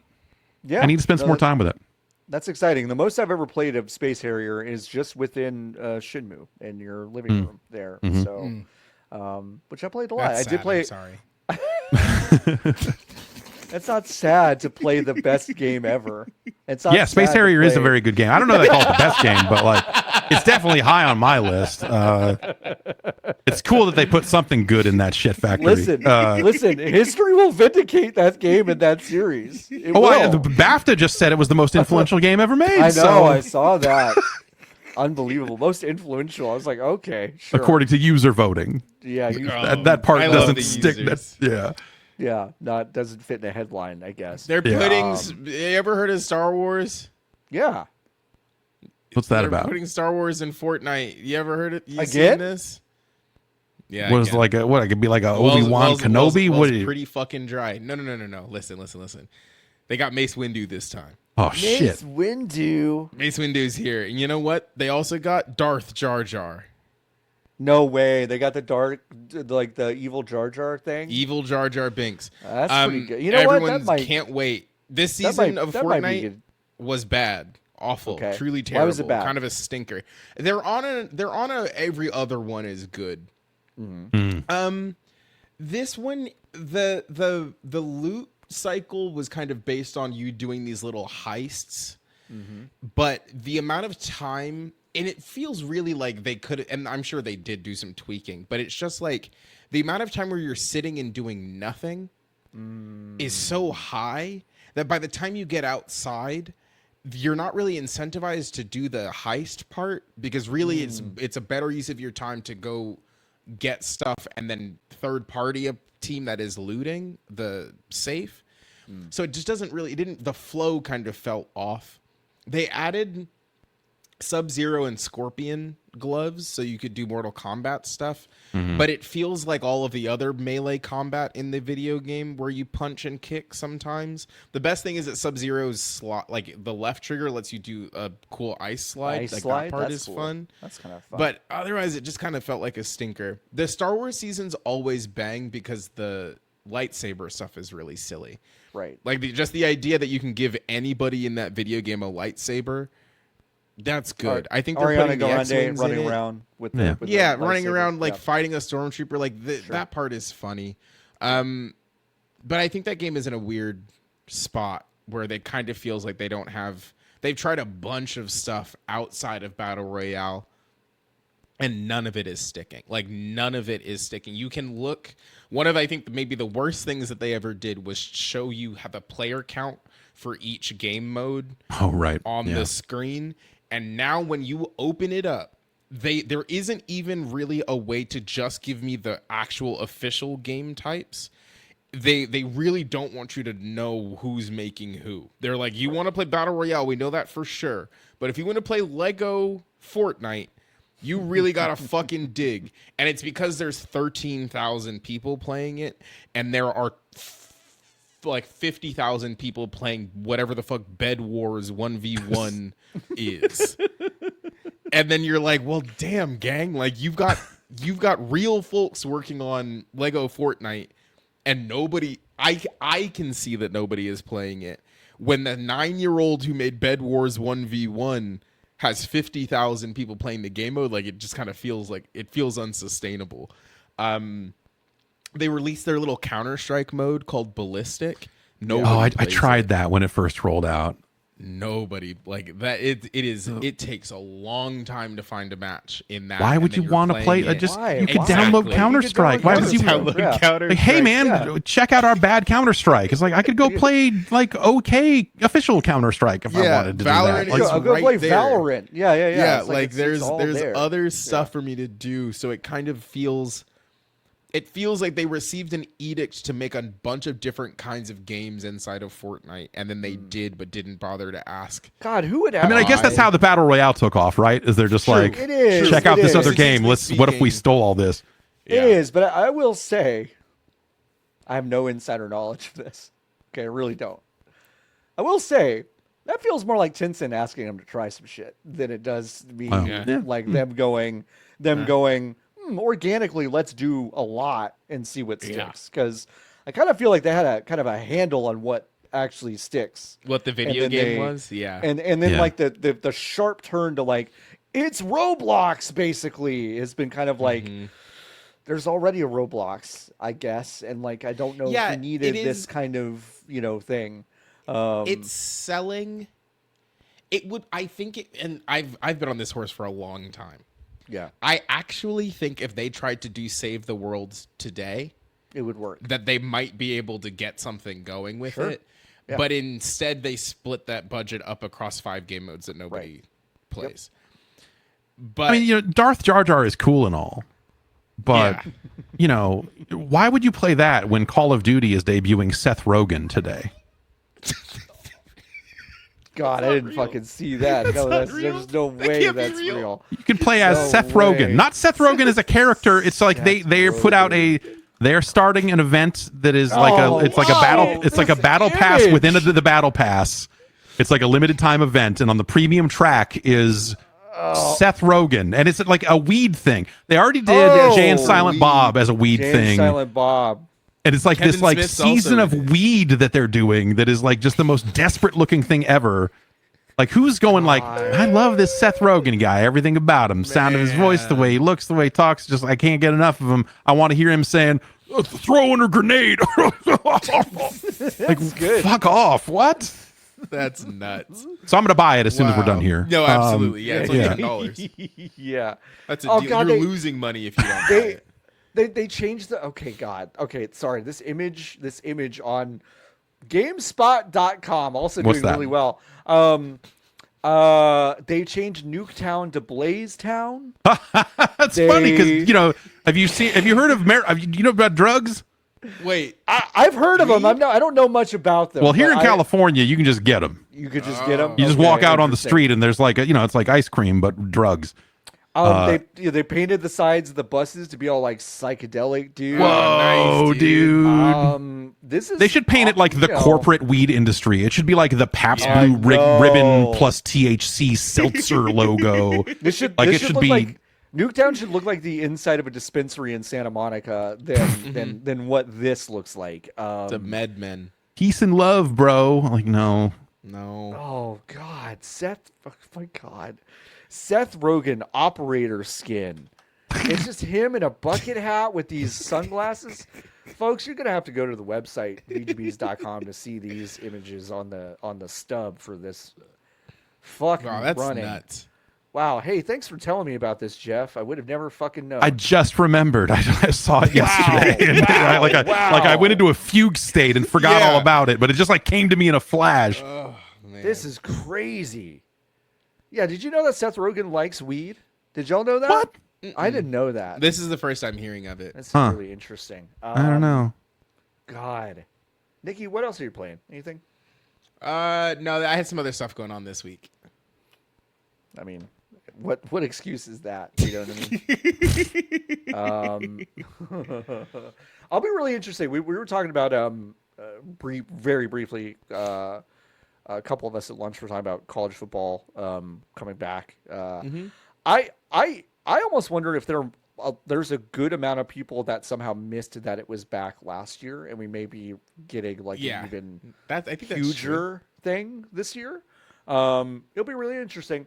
I bring it up, I guess, because EA fired 300 people this week, including 100 people from Respawn. So Titanfall 3 has been, I guess, canceled for like the 8th time, it feels like. But this time, the Bloomberg reports were that it was an extraction shooter. Yeah, it's an extraction shooter, right? What a weird... I don't understand this.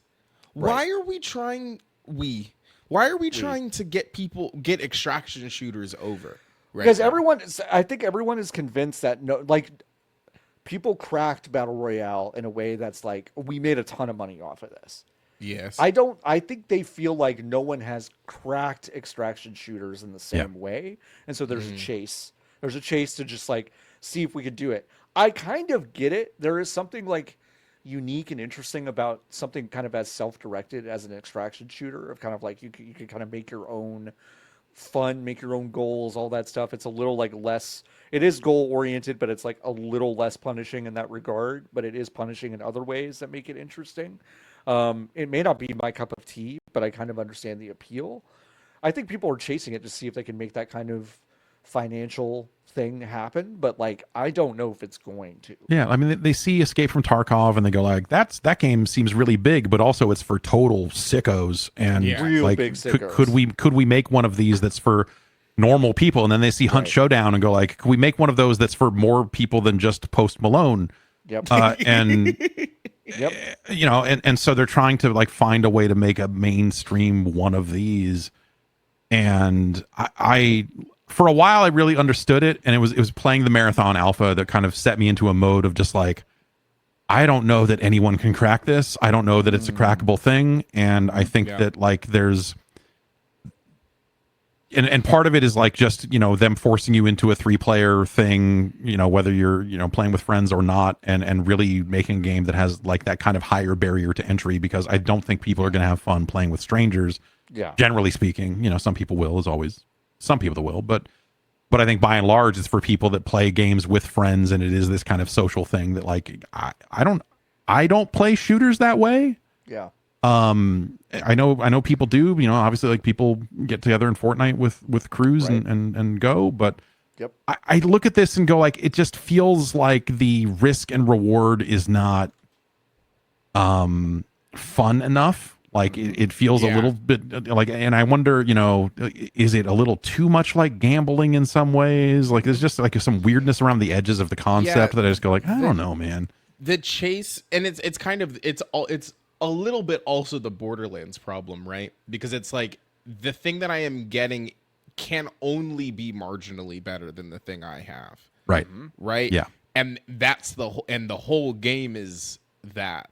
And the thing I say about Marathon in particular is like, I think the starting weapons actually feel kind of bad. Like the ADS time on them feels miserable. Yes. And so like, because obviously you have to go somewhere, but like it's the old problem that driving games used to have of like, you have to have a fun car out in the first 5 minutes, or else why are we, you know, what's the point?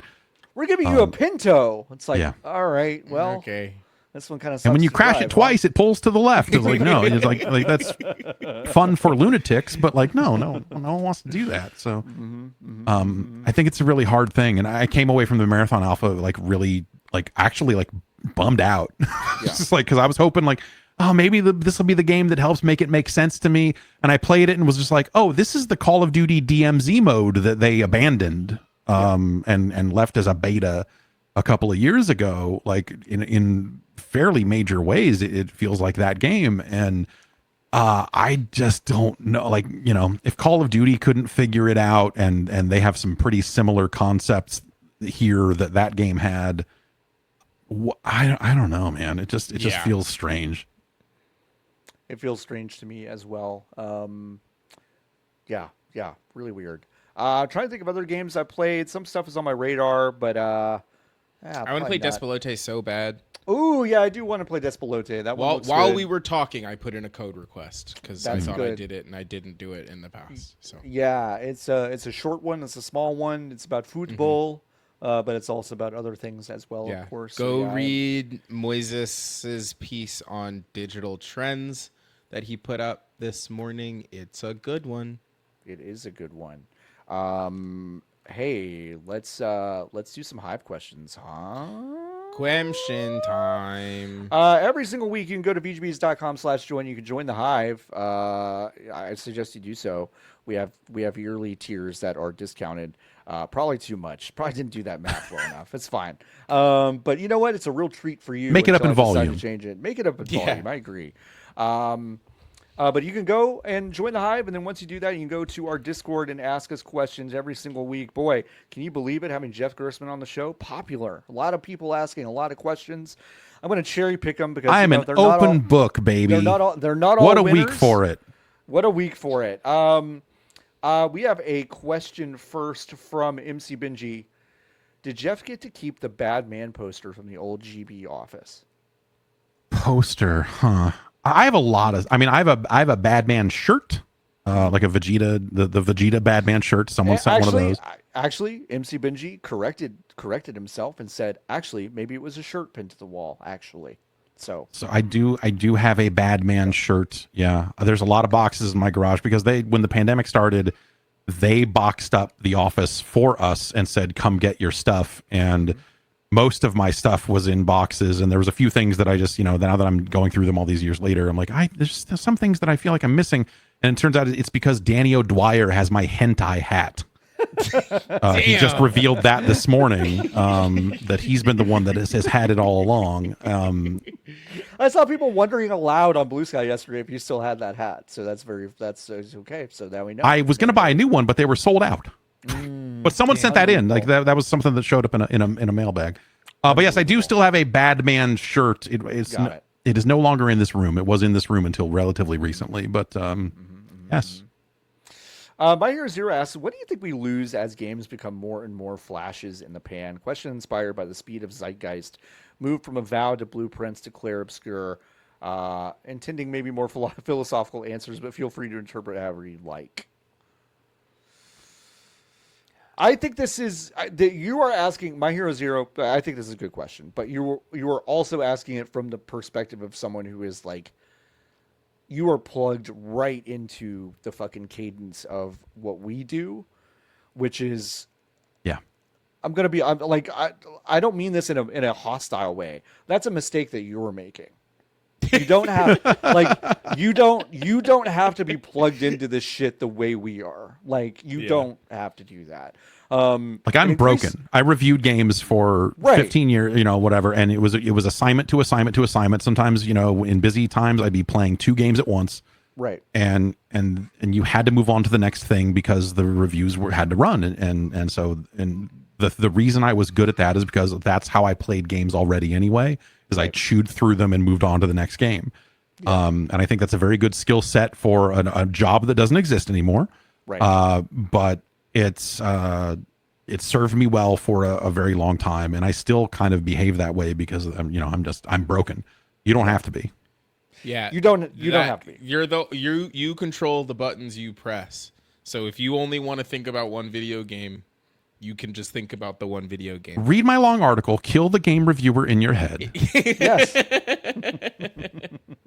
I mean, I think, and to answer the question kind of more at face value, I think what you're also seeing is the experience of a bunch of people. Like you're talking about, like, what do we lose critically that we do that? Like probably a lot. Like when I talked to one of my best friends, Patience, like I talked to her the other day. She's not in games media. I had a blast talking to her for an hour about Baldur's Gate 3 because now she's playing through that right now. Mm-hmm.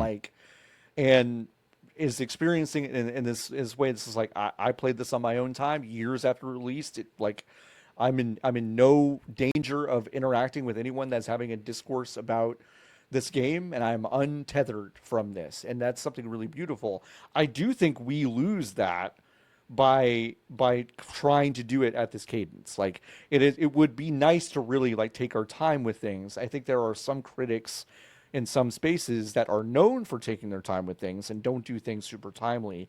And I think those are really interesting critics. I would like to be more like that. There is actually no reason that I am not like that. Really, I'm beholden to no one but myself. Yeah, John, really, you control the could buttons do it. you press. I control them, right? So I do think we lose something critically by doing that, but I also think like the industry moves at a certain speed that people are used to, and I don't know if there's a whole lot we can do about it. But like, you don't have to.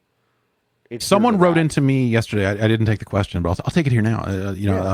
Someone wrote in and said like, "Hey, what happened to South of Midnight? It really feels like that game was just like there and gone." Yep. Yeah. Mm-hmm. I was like, "Yeah, I guess it kind of did." You know, like everything gets. But also, else. it's still out. It's still out. Like it's not gone. That's the other part. So it's like, yeah, are people talking about it? It's not conquered. It's not like they pulled it from the servers. Yeah, like it's still out. I will say though, well, I mean, I guess it's the same. I think of things holistically. Like I look at how Sinners, the movie, has been talked about for the past like 3 weeks. Like great, by the way, great movie. I've seen it twice. Cried They're both putting times. it back in theaters in GuyMax. I get to go see it now. Yeah, they've decided that for me. Thunderbolts doesn't need to own every IMAX screen. Even though I've heard decent things about that movie as well. Whatever. Like things do control the zeitgeist a bit. Like Blueprints, I think, is the game that I think really kind of controlled the past month. But I do feel like that happens more in games than it does in film. But I also think we're looking at a film industry that's been kind of decimated by things where we're actually seeing many more games of a certain quality that are impressive or worth talking about than we are movies. Like there's just more of them, like all the time. It's relentless. It's like it's relentless for us. It's relentless for you. But again, it kind of doesn't have to. Like South of Midnight is still out, but it does feel crazy that it dropped off. Like, yeah, it does. It's weird, but it does. Which would you? My Hero Zero also asked this question. Which would you rather play, MC Kids or Sneak King? Oh.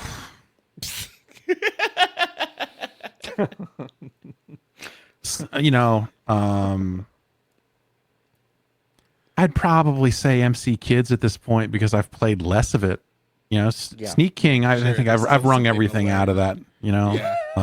It's still something you can learn from MC Kids. Yeah, exactly. I am going to expose my children to MC Kids at some point here, and it's going to blow their mind. My son thinks that there should be TV shows and toys and video games for everything he sees, and there should be an infinite amount of it because of how everything works now, where I can just push a button and be like, I don't know, here's every episode of Paw Patrol. Go nuts. He thinks that like that's how everything works now, and he's like, I want to see more new Magic School Bus. And I'm like, dude, there's not more. That doesn't. They don't. It's a bummer. There's a Genesis game. It's not great. He's played it a couple of times, and he's been like, I don't know. You play it for me, and I'm like, I don't want to play this fucking. He's 3, by the way. I should say that. But yes, Kids have taste. Kids have taste. There's damn it. so many click-em adventure Magic School Bus games on the personal computer. Yeah, that I loved.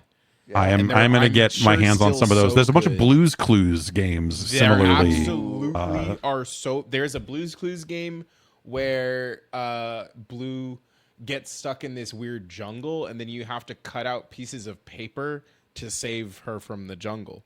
So just like Congo for the Saturn. It's exactly like Congo for the Saturn. Congo. Sega, I remember Congo for the Saturn. I remember that. Lost City of Zin. Sorry, the video game is called Congo the Movie: The Lost City of Zinj. Yep, that's the one. It's in a jungle. I deleted Zinj. I wasn't matching with anybody good. I got a few Zinj in right now. I don't know if you can tell, but it's what flavors you got? Blueberry and cream soda. Yummy. Yeah. That's a good mix. Yeah. Hey, this game looks like shit. Yeah. Yes, it is. Yes, it does. I'm not here name dropping good old video games. What's the point? What is he's got a brand to protect, everyone.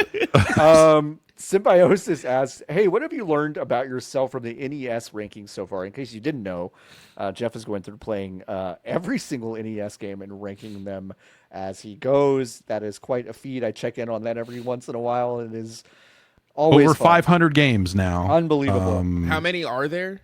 700 and change. Oh, you're almost done. Yeah. It's only like another year left. Yeah.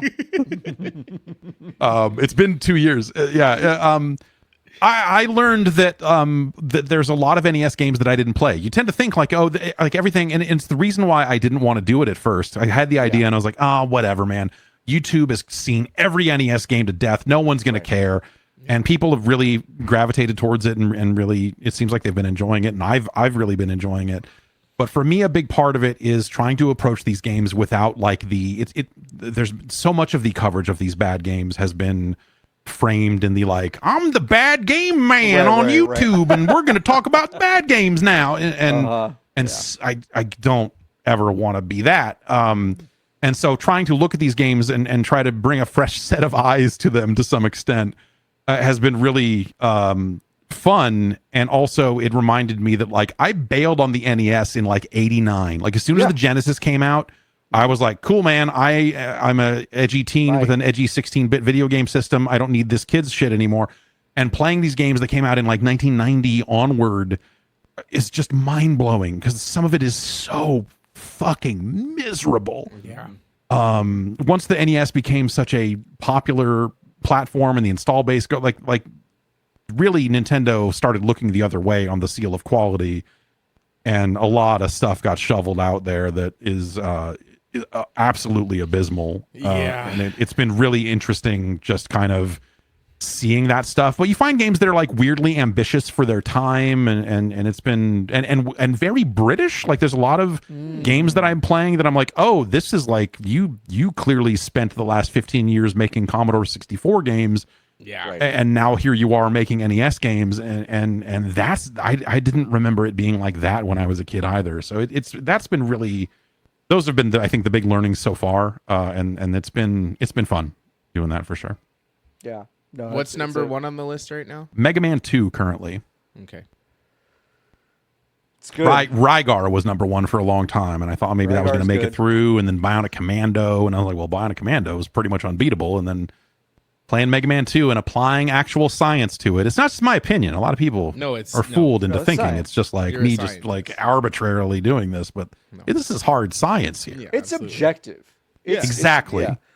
Jeff Gerstmann's objective reviews. Yes. As someone who wrote for GameSpot for 11 years, let me tell you about objective reviews. Lovic, I'm gonna go ahead and like just give this a disclaimer. Lovic asked this question yesterday morning. Okay. And I need to just preface that. Oh no, you've been put in games industry jail and can't work in the games industry anymore. What job are you trying to get right away?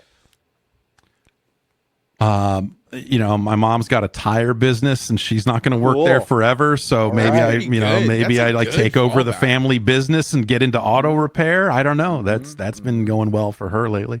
People need tires. Yeah, people need tires. People still have cars. That would be my first like, oh shit, like maybe there's something like this. But like it's fun to joke and be like, oh, all I know how to do is smile at a camera and be an idiot, right? And that is the vast majority of it. But I've managed editorial teams. I've done this and that. Like in theory, I could write about how dumb phones are.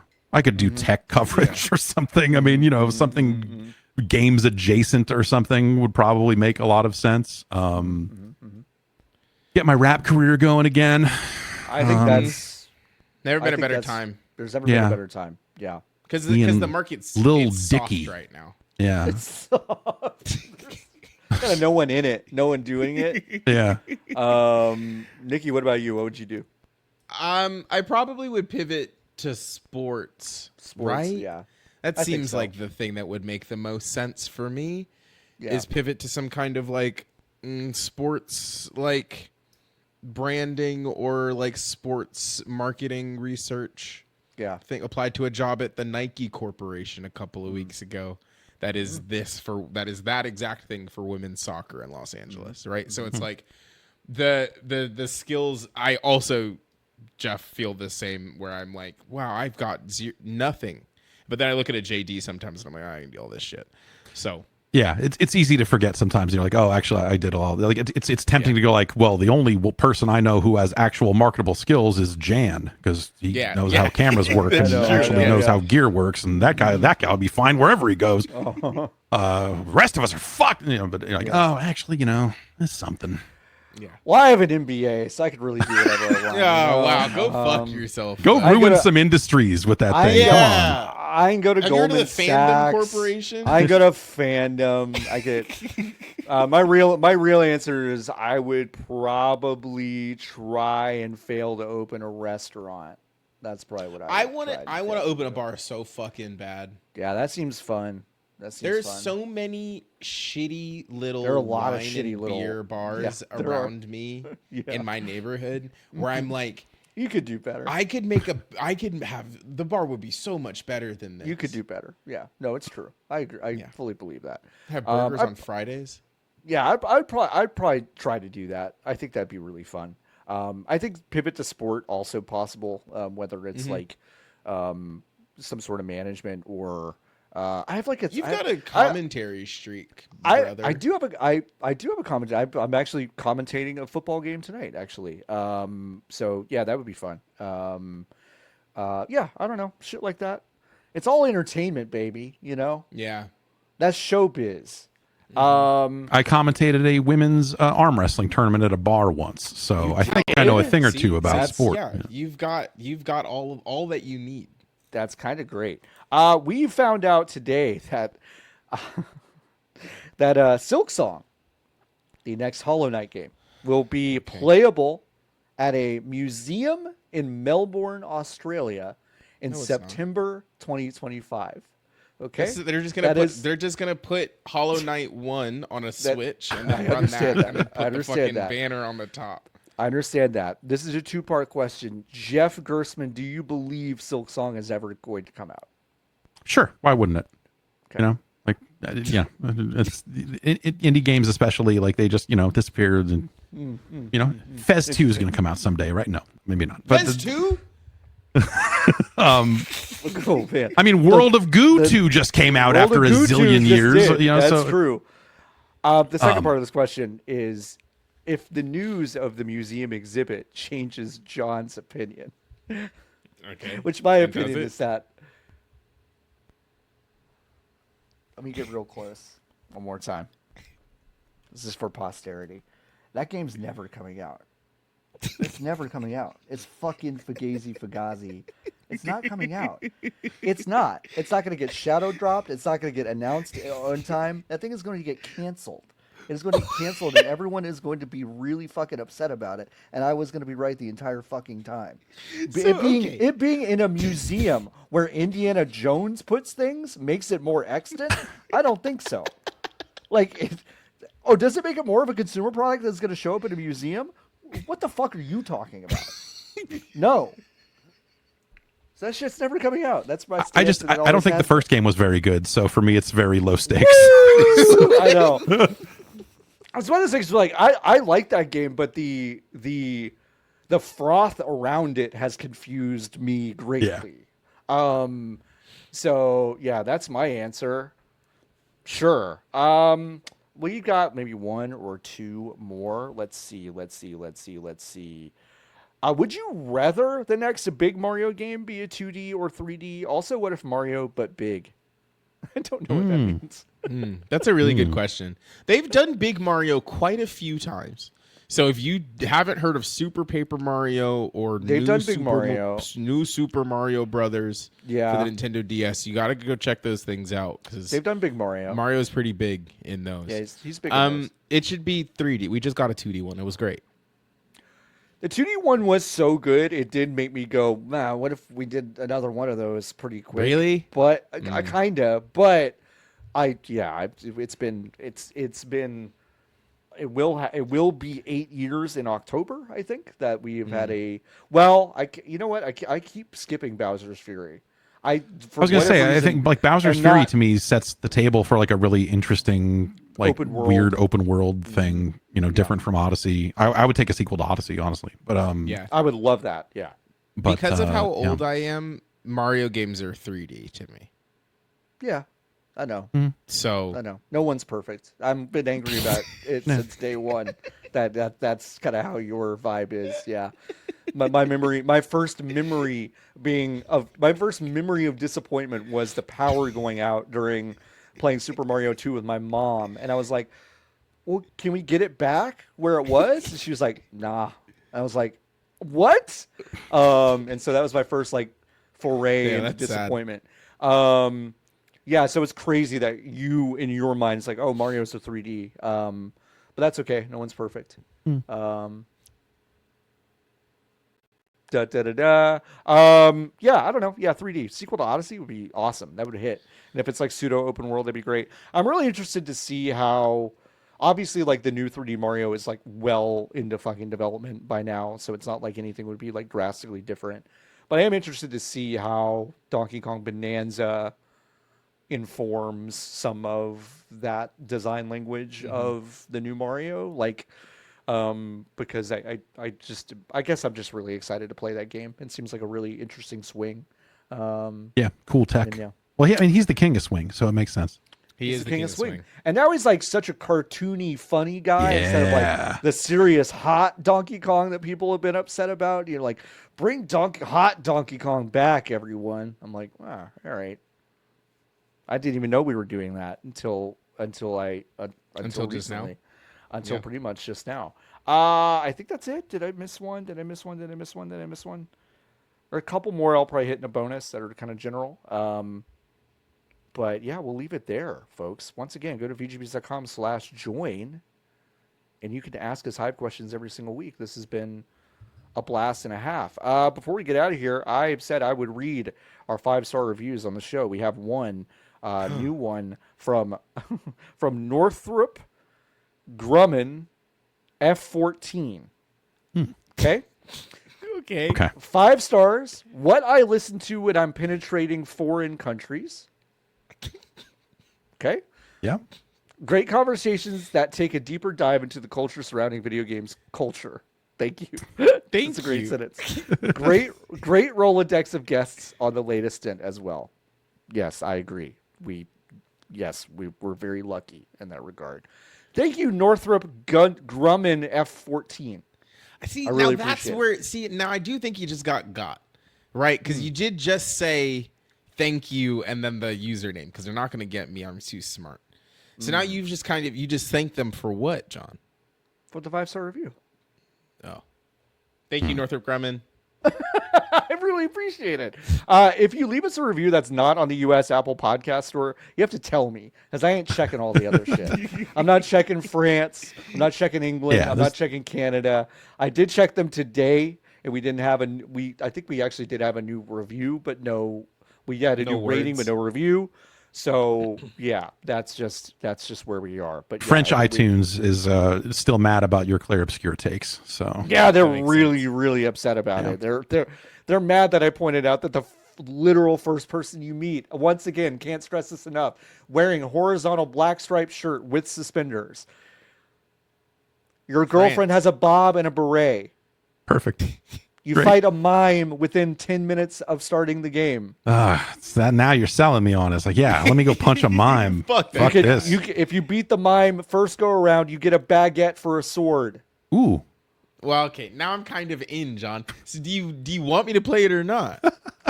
A lot of people online seem to love this shit. They're like, oh, look at this stuff. And I'm like, you've never been, have you, to France? This is not worth celebrating, everyone. That's my hot take. Hey, Jeff, my God, thank you so much for hanging out with us. Yeah, thanks for having me. Again, I said it before we started recording.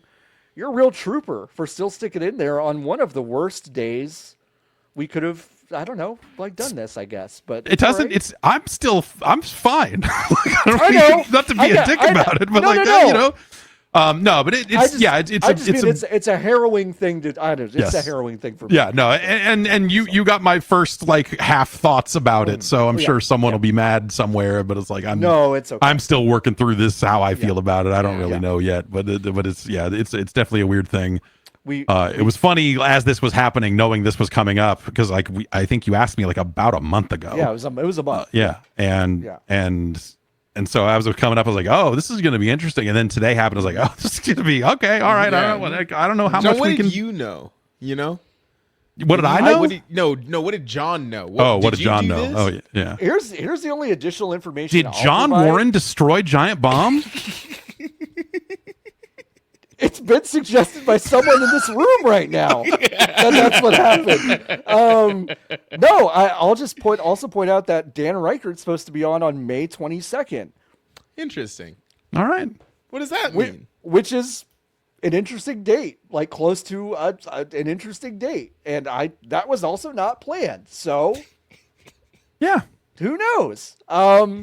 Who knows what Alyssa Mercante, Jenna Stieber, and Gina Jackson also have planned for like whatever, because that's the rest of our guests for this month. Yeah. But yeah, no, we really appreciate it. What do you want to plug? Where can people find you? Hey, I'm on Twitch and YouTube doing stuff, and I'm on Blue Sky doing stuff. But you go to patreon.com/Jeff Gerstmann, or if you're not into spelling my name, because no one is, you can go to dopeassvideogames.com, and that will somehow get you there. I don't own that domain, so someone is eventually going to redirect it to hardcore pornography, and that's fine too. That's also fine. Also, I did a recent video about the 1983 pornographic classic for the Commodore 64 called Stroker. I could not post that anywhere other than archive.org, so ask a guy. Just find, listen, it's out there somewhere. Find it. It's hot stuff. They'll let you put anything on archive.org.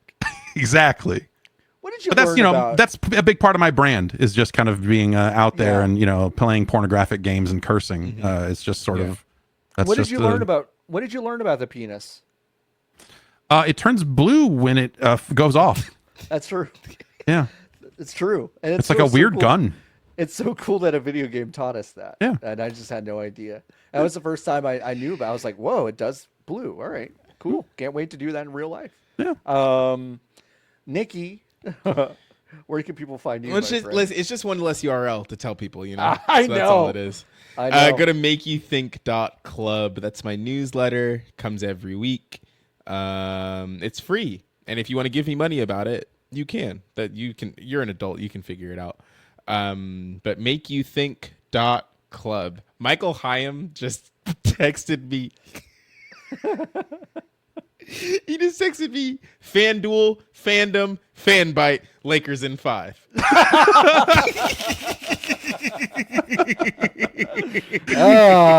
Thank you, Michael Hyam. So true. Yeah, Nick, you gotta get away from fan anything. No, dude. You gotta fucking get away. Curse for me.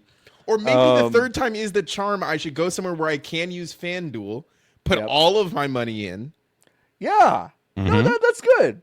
Yeah. Because the third one's the winner. They got you on like whatever the fucking, like, we give you your money back if you bet all your money right away. It's a 10-game parlay, same day bet. Same day, yeah. Like, guaranteed. Literally can't lose. I only saw the first 98 minutes of Uncut Gems. It seemed to work out for him. It seems like it was pretty good. So like, I think you should try it. But yeah, go to makeyouthink.club, subscribe to Nikki's newsletter. If you give them money, you'll get to see a cat on a roof sometime. True. So that's awesome. As for me, listen, you go to floppyadult.com over on Blue Sky. That's where all my stuff is listed. I've decided not to just plug everything I do, because I did it one time on someone else's podcast, and I was so embarrassed by the end of it. I can't do it. So it's all there in that profile. But I will say, an impassioned argument. If you do want this thing to keep going, and I just mean like generally games, media, like people entertaining you around this thing, yeah, you're going to need to give money to someone. Like, I don't know who it is. It might be Jeff. It might be us. It might be both of us. It might be the folks over at Aftermath or Remap, or some tiny blog that I don't know about that's run by someone who's cool. Like, you're going to have to do it. And if you can't afford it, that's okay. Just make sure you're like always sharing that stuff, because whatever model that we've tricked ourselves into thinking that this is going to exist by without having to pay for it, just like it's not going to fucking happen. So just do that. Go to vgbs.com/join. Join the hive. Why not? It's only $10. What are you going to do with $10? Yeah. Buy half of an amiibo? No. You're not I'm thinking about this FanDuel thing, 30. actually. I mean, you can, Okay, all right. So yeah, I got a promo code for you. That's gonna turn your $10 into $20 of bonus bets. Okay. And so then if you're gonna pick, well, how many rebounds do you think he's gonna get tonight? It's like, oh man, 27. That's good. That's a good number. That's So good. put $10 down, and I think you'll be again $20 bonus bets guaranteed. Same game parlay. I'm writing this down. Yeah, you've got it. If you or anyone you know have a gambling addiction, please call 1-800-GAMBLER. That's a great phone number. It's so fucked that it's 1-800-GAMBLER good, but they got will it. never be available for anybody else to have. I know. Because Yeah. 1-800-GAMBLER is a good phone number. It's a really good phone number. And use it if you're having an issue. All right, folks, let's get out of here. Thanks so much for joining us once again. You can catch us every single week. And this is also available on YouTube if you've not checked out our YouTube channel. We do post the videos there every single week. Okay, folks, it's time to get out of here. Go enjoy yourself. Go outside. Go touch a bee with your bare hands. Why not? Don't do that. Yep. Keep on buzzing, everyone. Bye.